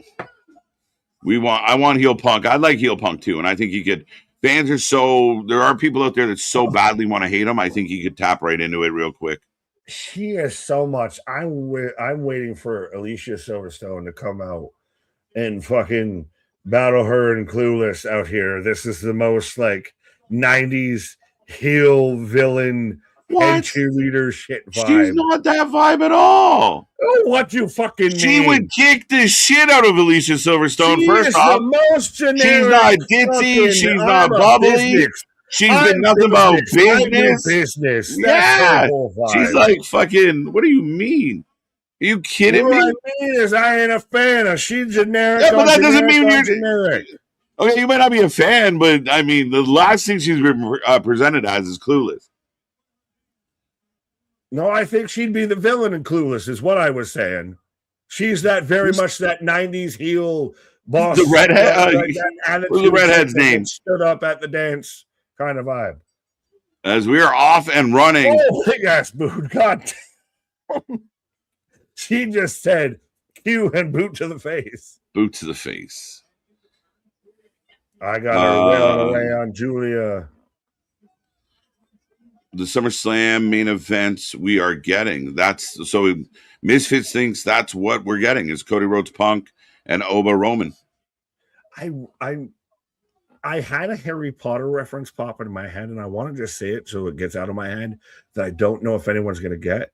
Julia looks like Luna Lovegood out here of just like that artsy blonde chick that like looks like she just stares in the windows and sees creepy shit. She's just out here all rainbowed out. She's looking good. Big boots. Oh, big elbow miss. Julia Smart. Oh, yeah. What the fuck? Yeah, I'm with you, MDB. I don't know what's happening. I don't get it. You don't have to get it, but I get it. She's not even spooky. I don't understand the problem. She's not. She doesn't even go here. Amber Nair. Ding. Survey says, yeah, she'd be the Amber. I was somewhere there. I don't know, but you can. Right? Yeah, that's it. Yeah, I was like, what do you mean? Yeah, I could see her being a bit of an Amber. Oh. Why didn't Julia just show Kiana the video to show her who interfered? She's sick of her shit anyway, Jose. So even if she knew, she didn't care. She just wants to. Time to break free. Beep. I really hope Jack Perry stays in AEW. I can't wait till Forest Boy shows up at Great American Bash. Forest Boy. Forest Kiddo. I don't see Jack Perry leaving AEW. I don't.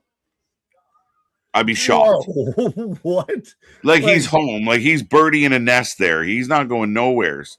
The Young Bucks are going to sign somewhere else. Yeah, my Aiken ass. They're going to sign anywhere else. Clay Aiken? They know where their bread is buttered. Sorry. Well, I'm in picture. I don't know. Do you need to know? I got Julia and Kiana punching each other in the face. I have Julia on the outside. Yay. Sliding, crawling back into the ring. Yay. Stop. Boo. I'm not there. Yay. Boo. Yay, I'm not there. She does look like Luna. She just needs glasses. Fast. Thank you. Okay. See, I point ahead. I know nerdy things. Luna Lovegood gets a yum yum. A yum yum. Only she has Hagrid gets a yum yum. Hagrid gets a yum yum. Right. Who? Hagrid. Did you just say who to Hagrid? Well, I didn't hear you. So, more so the next show. Yeah, probably. TK is negotiating against him to re-sign Jack Perry. Yeah, Jack might like do the whole I might go, but he's not going nowhere. let's look at a live cut into the negotiations of Tony Khan with Jack Perry. What are you doing? I'm kicking my own ass. Do you mind? Right. I'm trying, Jose. I'm trying. All these fucking names. I thought Haggard was a new NXT signing. Deadhead. Well, we did the same thing again. We're too good. But Misfit out here with a $5 super chat. Punk was asked about Cage Fury show and answered with, "Is that a Friday? I don't know if I can make it." Yeah, right. All right, plain coy. Cute. Julia off the ropes. I don't know if you still got shit going on. I have pictures. I have, let the juice loose, oos. If you need your Minute Maid, hashtag not sponsored. Oh. But no, there's the whole, well, we know Punk's allegedly going to SmackDown, but does he show up on the Raw in Chicago? Because the Chicago show is Raw. Yeah, I mean, what does he do there and then move along? Dude, it's so flimsy and loosey-goosey. It don't matter. He'd show up wherever he wants. I love everybody that's making stories out of nothing, out of ghosts. Right. We had Gabe Kidd now saying he was now part of the Death Riders when he went to Japan. Jack Perry still not re-signed, so anything is possible right now. Fair enough. I mean, I never say never. It seems so unlikely though. Like that's his people. Like, he to me is like a lifer. I could never, like, unless something egregious happened. If Jack Perry shows up in WWE, it will almost starch any moment of CM Punk showing up in WWE, because the fact that those two would be under the WWE banner at the same time is holy shit fuck. What the hell has literally frozen over? Imagine that conversation. Yeah, exactly. Like, think about it. These fuckers couldn't get it on a collision, as I have both women taunting each other. Did you get a 2? I got a big Falcon Arrow. I've got right now both women standing up fighting each other. Pause in the face. Pause in the face. Was that a yay boo spot? Yeah, I'm seeing them trade blows right now. The yay boo. We're back to the yay boo spot. Big heavy forearms from Julia right now and Kiana. Okay. See, this is though again why we say we're the alternative commentary and your wrestling buddies out there, because we can cover both that here. We're singing up because we're calling the action. Right. Kiana's a beast, man. Like, she's strong. She just chucking Julia around. She gives me Ivory vibes. I'll give you the Ivory vibes. Is she shoulder barge? Counters the Irish whip. Tanisha, I'd be super shocked. I really would. To me, Jack Perry would be on par if, like, the Young Bucks showed up in WWE. Like, it's Jack Perry's in that group of, like, no fucking way. Hell has frozen over. That's old big boot from Julia onto Kiana. Saito suplex. 1, 2 count. 2 count. Good match. Oh, okay. Okie dokie. Okay. I got Julia right now kind of dragging Kiana elbows to the top of the head out here. That was good. And elbow. Clap. Going to the top. Oh, you're Jesus. Okay. Listen, I just live here, man. I don't work here. Who's the guy on the couch? Kiana tosses Julia off the top rope. Shucks, Julia. Kiana in control. Suplex. Oh, a little bit of a Falcon Arrow herself. 1, 2 count. Is the new day at Forbidden Door. I think that's when it gets into the 90 days and counting down the days and everything. Is it funny if they like waive the back 10 days or whatever for the 90 for TNA, but won't waive it for AEW? The New Day's like, can we go? They're like, no. I'm sorry, but that would make sense. Oh, catches the fucking Shining Wizard. Dem the breaks. A powerbomb. 1, 2, stupid sexy Kiana with a 2 count. Oh.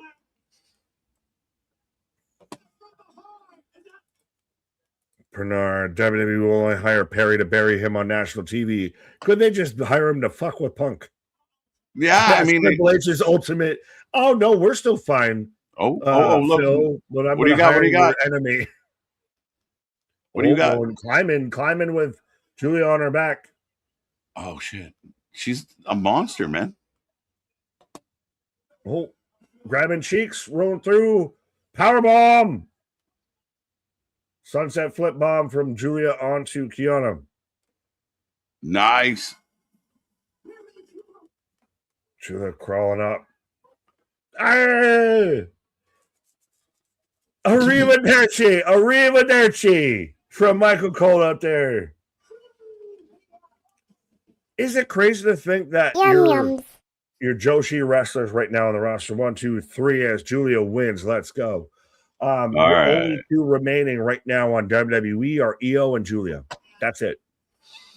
Yeah, it's interesting in that regard for sure. And, you wonder, are they looking at others or will that change? They had an influx, but now we're getting the replay.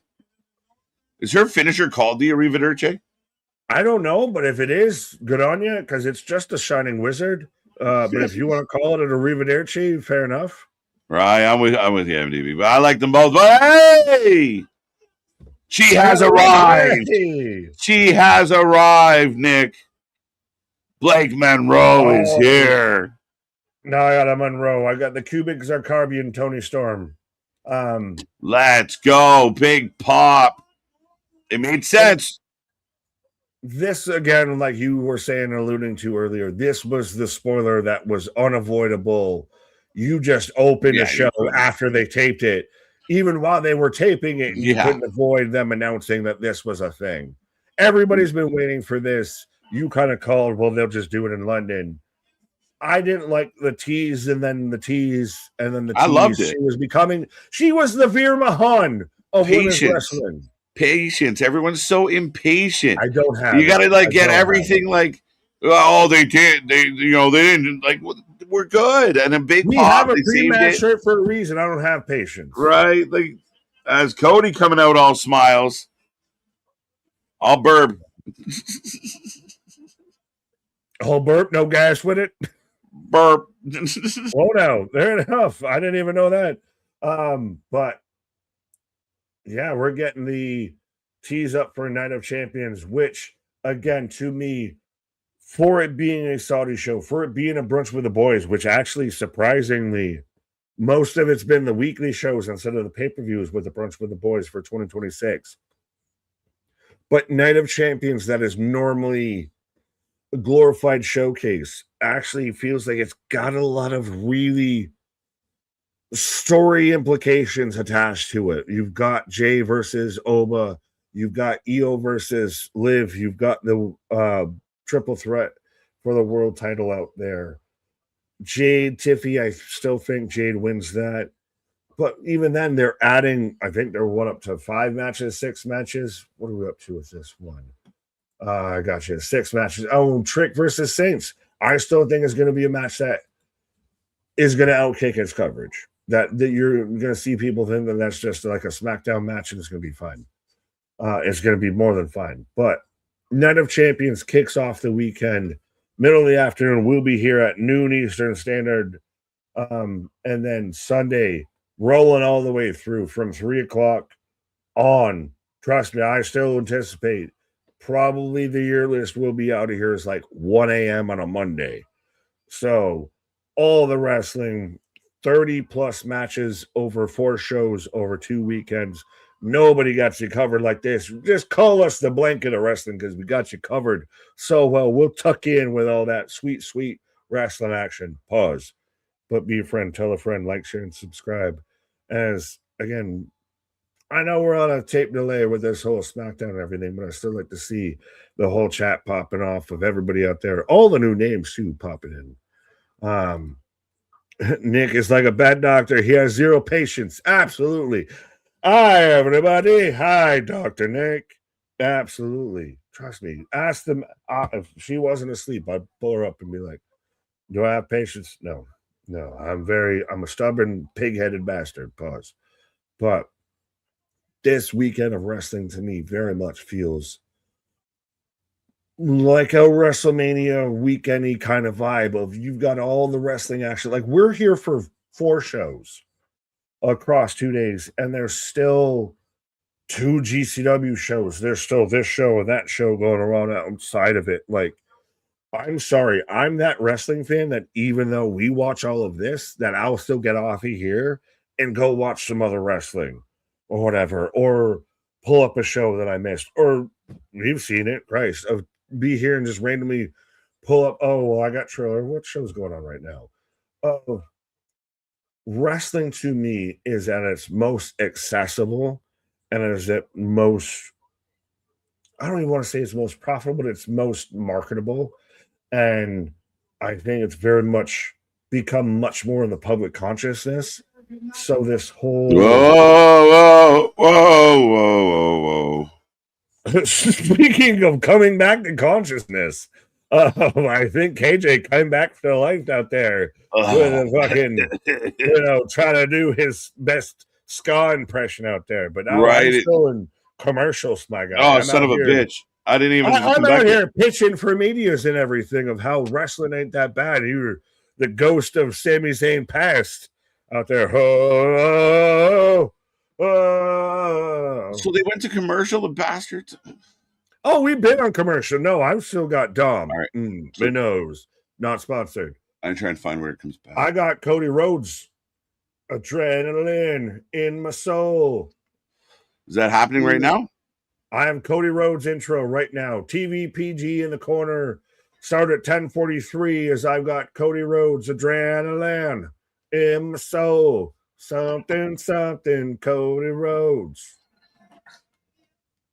All right, I think we're good. Is he on one knee? Rose as he's walking out here. Whoa! I'll let you know when I got the whoa. You didn't get the whoa yet? No, I whoa. I'm whoa below. I thought KJ was channeling his spirit. Whoa! Yeah, Shumana higher, Shumana Honda. Either that's the whoa part of the whoa part of Cody's song, or Nick just went on a roller coaster. Yeah. It's the whoa part of the evening, folks. The whoa or the low. You decide. Right. The power of Christ compels me.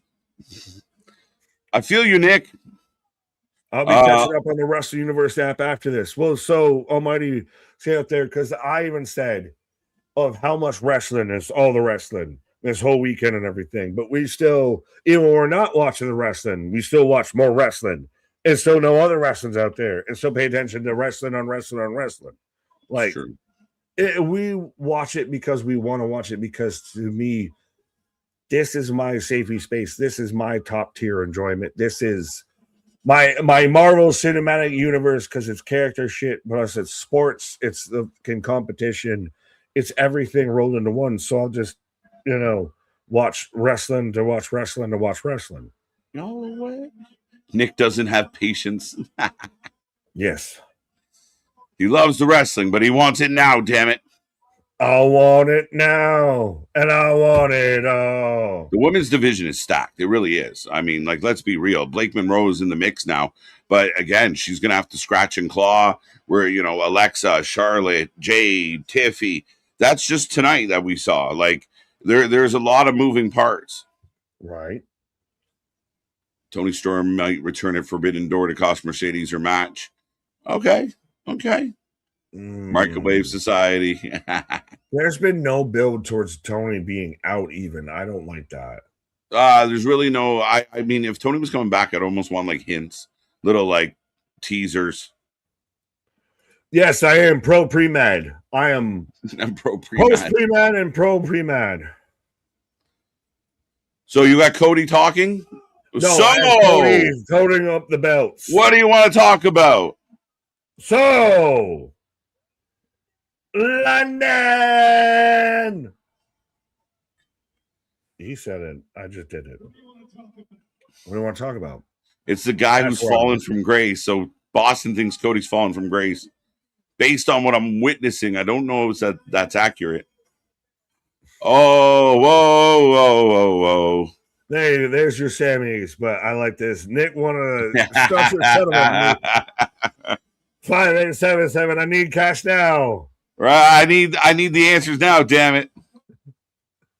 So Tony Storm pregnant or not? Nobody ever confirmed. We just forgot about her. Well, I didn't need to know. I could get a good look at the T-Bone steak. I'd rather take the butcher's word for it. I don't know if he's not making a comparable, folks. No, I know you did that your own self. You did that. Not me. You did that. Lump me in with you. I know, not you. Oh, Sammy appreciates the fans. The nicest guy in the world. Well, because he knows his real ride or diers are going to understand he didn't mean to do anything of this. Like, he's out here. He's trying to keep the peace. He's the last real guy. Right? You're my friend, Cody. The nicest guy in the world. People are mean. Well, let me tell you about my best friend. He's a woman. I regret how some of that. This angel, even London hates Sammy. Sammy squirts. The arms of an angel. Fly away. What the fuck? That demon just came out. That was so funny. That. Yeah, the bass. I'm the last real good guy. You know how you can spot the cringe guy because he's wearing a shirt that says "I'm the last." I want that shirt so bad. With that beard that looks like he hasn't taken a shower. Fucking the IWC. I want that shirt so bad. Out there. Could that be why Sammy got replaced by LA Knight in the London, Ontario posters? Because you'll be the champion. They don't want to spoil it. Ooh. I'm the leader of the Sami Zayn Hate Society. Well, I'd rather have Sammy than Cody. I'll give you that. I'll take Gunther. Can I take Gunther out of all of this? Right. I tried to bait him. He's like, all right, touche. I don't get Yeah, no, I won't take that hook. I'm the fish that I saw that shiny bitch and just walked away. You're like, okay. Yeah, well, is Gunther the odd man out on this? Like, does Gunther have a case to make with this? He shouldn't. I mean, Gunther's always a threat. Gunther's always Gunther. Like, Gunther's always a guy. If Gunther wins, who's facing him? Oba. No one. Oba. Gunther. Oba. Oba. Oba. He ducks Roman after he was just saying, "You're not the member of your family I was worried about." After he cuts a whole promo aimed your warning shot. Bow at Roman Reigns. You got to think it's possible that it could go either way. But Oba Gunther makes sense. I mean, Oba Gunther super heel, Oba super baby. Gunther again, and we just see what we've already saw. No, I don't think so. I hope not. I would also hope not. You've been like a mosquito. Is it weird that Cody tries to use as many S syllables in his promos when he has a lisp? Do you think it's defiance? You think he would run away from it, or like, how can I avoid this? Yeah, you think it's defiance? Well, he did allegedly crash out because somebody said an FU on TV, and he admitted that. He admitted that. Oh, okay. On his own little podcast, he admitted he had his own little crash out party because the F word was used on the show. Oh. WWE just released a CM Punk shirt celebrating 15 years of the pipe bomb, but CM Punk is leaving. Yeah, right? Facts. Follow the breadcrumbs. It's still the same thing like we talked about with TNA of they're re-signing people. They're renegotiating contracts. They're adding in talent and everything. But, oh my God, they're not making money. They're still losing shit hand over fist at a deficit. Well, what? But Nick, what makes it worse is the complete opposite happens in another direction of, with no proof, Oh, by the way, this company's uber profitable. Did you know 7,500,000 million people, Infinity Stones people, watch, fucking Dynamite on HBO Max? What? Yeah. Holy shit. Sammy fired up. Let's go. I like this. He's the bee's knees since Kevin Steen out here going at Cody because he's got that moral compass. He's got that moral high ground. I am the one that's been out here for you, Cody. I tried to help you. I fast counted Gunther to help you. Yeah, he's a human gaslighter, bro. Right? You can call Sammy the Human Torch. He out here gaslighting everybody. The lamplighter for anyone who's watched The Boys. Lamplighter jokes. Oh no! We've got a Boys reference out here. I like it with at least Cody Homelander, but lamplighter. Lamplighter. We're gonna, let's go. That's how you know we're real nerds. Sammy eats Spam raw. Oof. He might. He's Canadian. That or Goldberg eats corn the long way.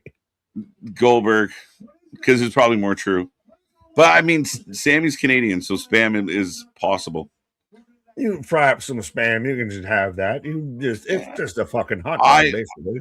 I don't know the last time. I was probably 30 years ago the last time I even tasted Spam, so I have no idea. Well. All right, so as Gunther's cutting a promo and everything, as we got all 3 men in the ring, I was a story manager for Dollar General during, the May 19th, and Spam was a heavy component of all the canned goods and everything going around. So I, at one point, had shelves. I still, to this day, have shelves in my kitchen because I bought so many canned goods and everything. That was hunker down, bunker down. Yeah, like the guy out there. So that's jokes. But Gunther has a mic, folks, and Gunther just, again, all three of these guys are good with the mic, so Gunther giving shit to both Cody and Sammy, and I like it. I like everything they're bringing. It feels intense. Kisses my asses. Well, this is just so interesting. Sammy looks like he just hasn't showered. Cody looks like It looks like he just got out of the shower. Fair enough, but Cody looks like he looks just like a got wet out dog. of the country club, and Gunther just walked off a yacht. Right? Yeah, facts. Gunther's brought to you by Dockers tonight. Pause. Ooh, so you're like we haven't had enough. Uh-oh. What does this mean? We get an Oba feminist out here. Who knows? Jey Uso come walking out. They're going hard. That's an AI shirt if I've ever fucking seen one. What do you mean? Jey Uso shirt. Oh, wow. Shot bow. That's all AI text. You can see that. If you see an AI graphic, that's an AI graphic. You think? You squinty-eyed. You doing all the graphics out here trying to play fucking coy. Oh, you think that might be one? Yeah, no. It doesn't look like it needs it. Are they getting over? I think you can do that without AI. Wow. I don't think it needs it. I think you can pull that off without AI. Get him, Yeah, Moose. they could, but they didn't. But do you think that that's a warning shot? Bow, Mr. Battle Rap Bars, Jey Uso out here. Bow, bow, bow. Working. A boom, bop, bow. Bing, bop, boom, bop, bam. All about feminists. Yes. Sammy washes his hair with a bar of soap. Oh, it might be accurate. No, I think he washes his hair with a cat. Shit, Gunther. Now Gunther just yelling at Jay, like, get the fuck out of here. I'm sick of you. Nair, I'm an Oba feminist. Who out there is also an Oba feminist? Right? Nair out here recruiting. Yeah, but everyone, hey, I can't imagine Twitter hates this so much, but he's got to run it back now. Again, it's like no. It's like hating a comedian because the audience is laughing too much when you're on stage. He is over as fuck. That's the job. You guys we can nitpick. He does this. He is over as fuck. Austin threw sloppy boots for years, but he was over as fuck. So we didn't care that 6 out of 7 kicks were middle turnbuckle. We just love the guy, and that's what this guy is. There's 4 major superstars in the ring right now, and they're losing their mind for Jay. Why we gangbanging on Gabriel Iglesias out here? What? I'll tell you later because I can't say what I thought you said. Fair enough, you can have that. But no, like you said, so you got come on, Springwood. Former world champions out here. Oh! Come there, a bitch. Popping Jay in the face. But you know who hasn't been out here?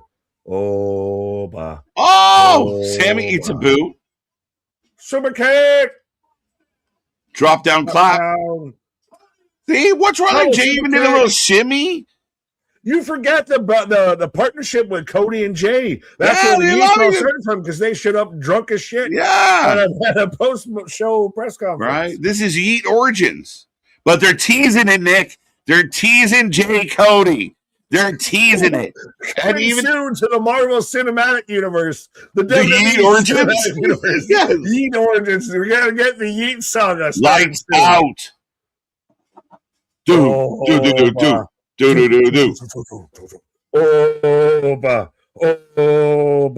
Bro, they're teasing, and even if they don't do it, I think it's smart that they tease Jay Cody just to make us think they might. Yeah, but this is just we're laying it up in the stream. I can say this is just big dick energy walking into the arena right now. Of Oma Fendi out here with that fucking thing swinging right now. Right. Cody Rhodes. This is why you had to take out Gunther because there's only one big man that can fit this vote. Well.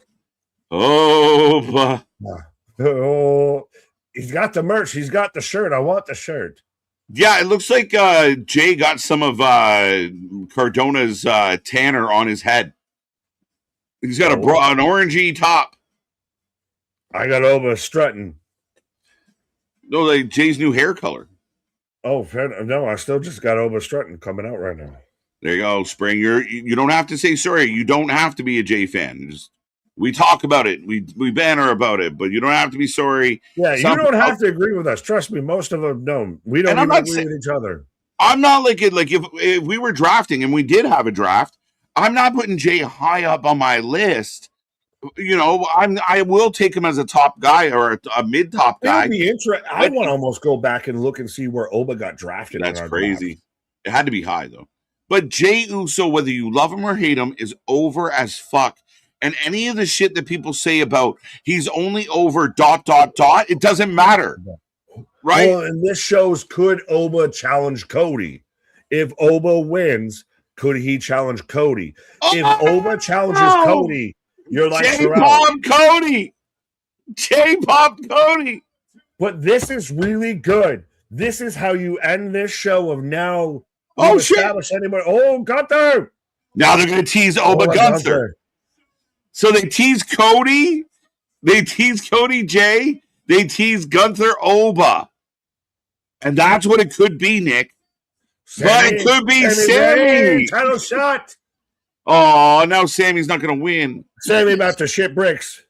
Oh, yes, get him! Get him! Get him! Crossroads. I didn't want Sammy to go over, but Oba looking at that belt, that's bro. A hell of a fucking shot.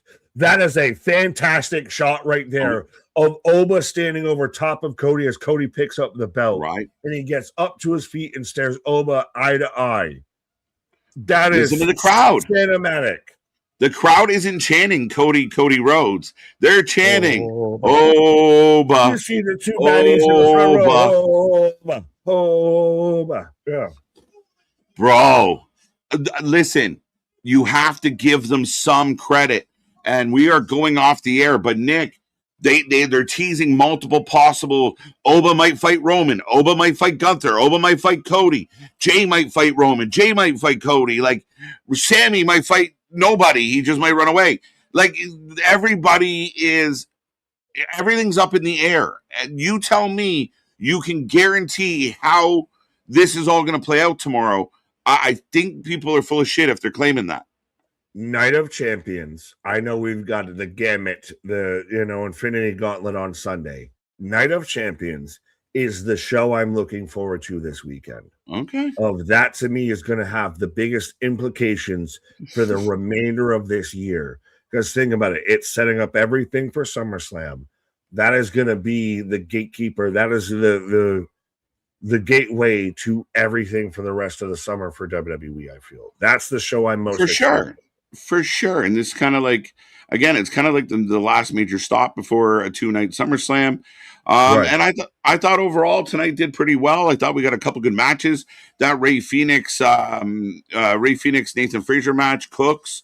I thought the ladies did good tonight. Everything had some kind of story to it. And the main event scene, again, I mean, we're missing Drew McIntyre. We're missing Bronson. We're missing other guys that we've already mentioned tonight. And this is still hot as fuck. 5 guys that could all be world champion right now. That ending segment, I think, really outkicked a lot of the rest of SmackDown. I know a little bit. It was, salty sea waters of, how many knots do you got? Where are you at out here? But that ending segment, the end of that show, I think, was the best thing on the show. Mm-hmm. I'll give you that. And I mean, I'm happy that it was. I like the idea. I like how they left a lot of loose ends. And I mean, again, people can debate some things. Cody came out with passion. The crowd's completely with him. Right away, Sammy's getting booed. Gunther's getting booed. But both those guys are intense and really want to win. Then Jey Uso shows up and he's over his shit and the crowd's losing their mind.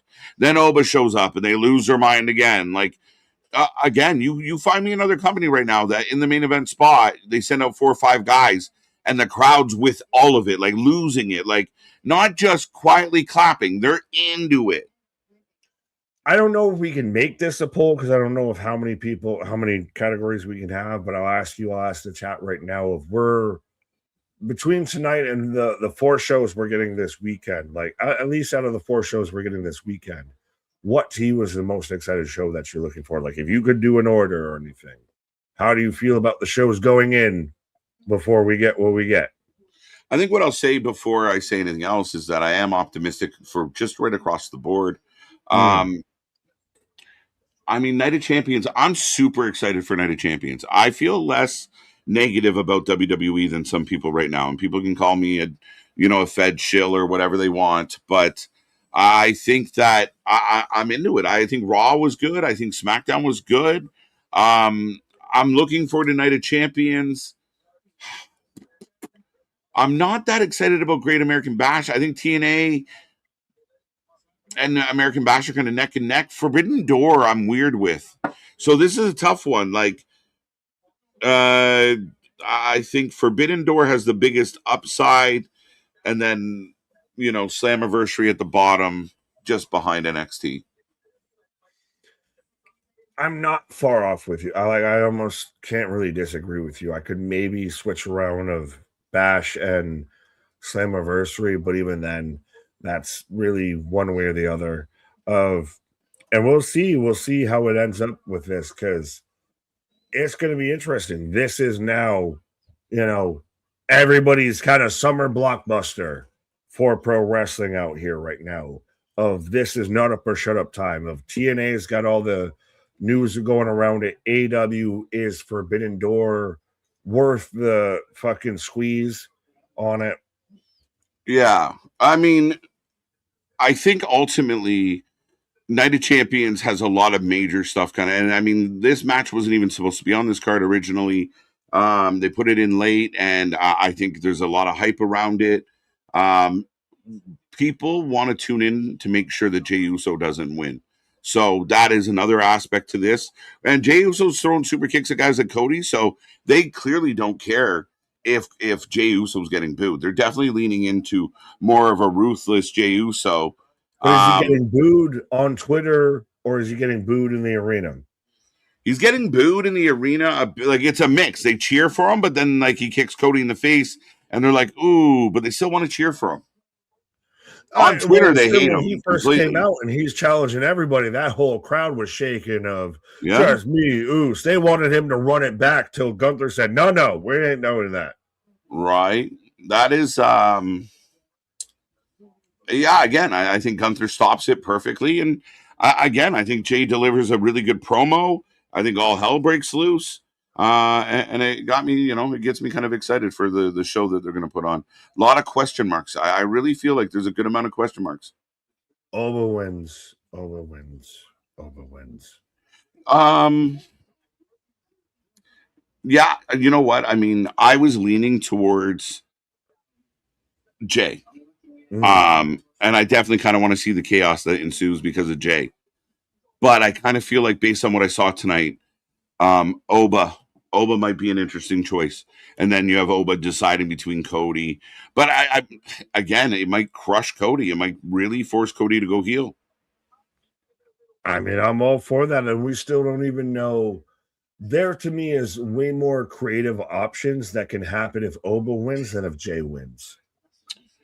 Just even between Brock, between Roman, between Cody, there are creative opportunities abound if Oba wins than there are if Jay wins. If Jay wins, you've got really two options. You've got to go after Cody or he goes after Sammy. That's about it. Or he goes after Roman, which seems highly unlikely. No, I think you've killed your own creation at that point. Like, what does that benefit anything? Like, what is the good outcome out of that? Yeah, I don't know. I mean, I don't think that happens, right? It's most likely that he goes after Cody, but I don't think that's the case now. The more and more we get, like, based on tonight and everything else, I'm starting to feel like Oba, and then Oba can really like put some thought into it, and I mean, yeah, and I mean, Oba could beat up Gunther. Gunther's a great heel. Oba could go after Sammy. Sammy's a pain in the ass. Oba has a couple weeks of he comes out and cuts promos of, now, Cody, I know you are fighting champion, and I love your fella. Brock's still but out there. I have to beat you.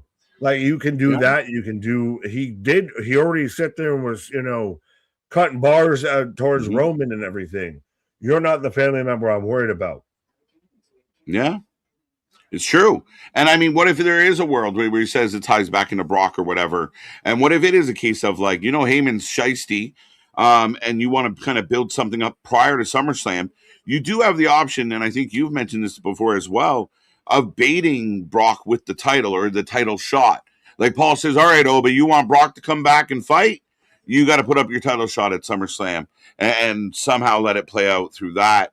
You go two nights. I didn't even think about it that way, but could you even get if Gunther doesn't beat Sammy or Cody and Oba is on the Roman, do you get your Gunther Brock match? Yeah, maybe. I mean, I think that's part of the questions right now as well, is like, do you get Cody and Randy? Does he come back? When is KO coming back? Is it a Sammy KO thing? Is it a KO Cody thing? Like, again, when does Seth turn towards Roman? Does he turn towards Roman? Is, the cage match this tomorrow the end of, the Vision and Braun Breaker going after Seth? Do they kind of go their own path after that? Like, to me, there's a fair amount of tune in next week. Same bad time, same bad channel. Sammy getting destroyed by Oba would warm my heart. Oh, fuck. Well, yeah. Well, so over percentage-wise right now, chat, anybody out there that can hear our voice. So Brock is showing up tomorrow. Percentage-wise, Brock Lesnar shows up tomorrow in any capacity that he is on the show, that he is in Saudi Arabia. I think it plus or minus 50%. If Brock shows up, Oba has to lose, unless Brock shows up after the match. That's the caveat to it. I'm at like 55% likely that he shows. I'm slightly over 50. Fair. I will 65 to 75% that he shows up. I don't know if it'll be during the match. I'll say that because I've also been the one that pitched that Oba does double duty. Well, yeah, I mean, it'd be very interesting of like, Oba's your new number one contender. Oh shit, Brock's beating him up. I mean, it could happen. It could work, and Brock's Brock, but I gotta check one off the ledger before I take down the tribal chief. But I don't think you can have Brock show up, get involved in the match, and the Oba still win. I don't think that works for me, brother. If he does that, then Jay wins. Right. I don't think so, because it's in Saudi. I won't be mad, though. I would be living for the WIC losing it. Yeah, I'm kind of like, right. I mean, if there was ever a time, I mean, outside of coming to Montreal, which they are doing, see, Sammy could win at Night of Champions. And then when they do Saturday main event in Montreal, he goes in as champion. It's great shit.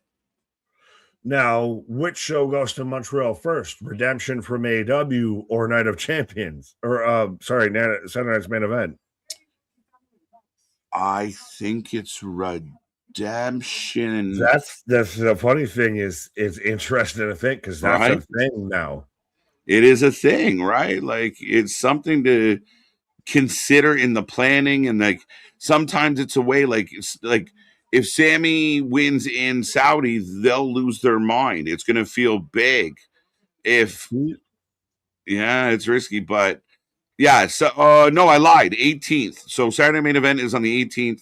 Revolution is on, Redemption is on the 26th. Okay, fair enough. But Tech Out Lear at least agree with me of, I'm here for double duty Oba, pause. At SummerSlam, it goes with his character. And I think it gives him the out of he loses to Roman because he just conquered the fucking beast the night before. Oh, like, my bad. One of those you can save. Mm-hmm. You can save him without forcing a save on him, right? Because he just conquered a fucking beast in Brock Lesnar the night before. I just beat King Kong. Now, how do I beat Godzilla? Right, but I kind of like the idea that send Oba after Roman and beat him. Fuck it. I will stand corrected, though, as the show coming up is Madison Square Garden. Ronan pointed it out as well. When I went to fact check, it's still a big show at Madison Square Garden. Yeah, with Danhausen. Danhausen's the cover boy, so that was my mistake. Jalen Brunson. Right. All right, ratings. We take a rating. This is long-winded, so I think we've kind of missed on some of them. NHL, okay. Thanks, Juan. I think he stumbled into the wrong chat. I can't rate tonight. I wasn't watching the NHL draft. Seems like a good first round. 8.25 out of 10. 8.5 out of 10. 8 out of 10. 8.5 out of 10. 8.5. A lot of people liked it. I'll go 8. I'll go 7.5, 8, 8, 8. All right. 7.5. 7.75. 7.5. I thought it was good. I liked it. I thought the matches were good. I like that Julia's colorful and like being a babyface and off on her own. I think this. Go ahead. I was just going to say 7.5 on my overall experience. Me and my Canadian friend, my Canadian brother out here, we're having to play a hop, skip, and a jump to try and figure out where we were. So I'll demark it at least 0.25 points. Right. 7.5. Yes. So SmackDown is back to 2 hours. I wasn't sure if tonight was the last one or if next week was the last one, but yes. Which is a little bit of a blessing. Yay. Might get to watch the main events of other stuff. Everything, let's go. All right, ladies and gentlemen, we are heading towards the door as we got a quick turnaround because we will be back in about 12 hours. Less than 12 hours. Right. What a way to end the 3-hour era of SmackDown. A pretty good ending to it all. And again, a lot of moving parts. It doesn't matter. Oba versus Gunther works for me, brother. Yeah. Holla, holla, holla. All right. I don't think I've missed anything big. All right, ladies and gentlemen, we are back tomorrow noon Eastern time. Join us tomorrow night. Member for 32 months, Bradley. Nothing but love, buddy. But we are here for Night of Champions. And, of course, Sunday we're here for the Triple Threat Marathon, where we're going to cover 3 pay-per-views in one show, one long stream. So strap in, strap on. It's going to be a fun weekend. Brunch with the boys. Click the bell so you don't forget. Vitamin lovers out there, I'm looking at you. Click the notifications, set an alarm, set a reminder, tell your mama to call you, figure your shit out. We will be here live. Be a friend, tell a friend. SmackDown in the books, pretty good one for me. Yeah, we waking and baking some new challengers out there for world title contenders coming to SummerSlam tomorrow. So make sure you're here for Night of Champions. Our shit is real. Our shit is raw. Our shit is authentic. When you talk about that wrestling, but about that for life. Whatever. See you on the flip side. Have a good night. Come back tomorrow. Bye. Oh, wait. I almost fucked up.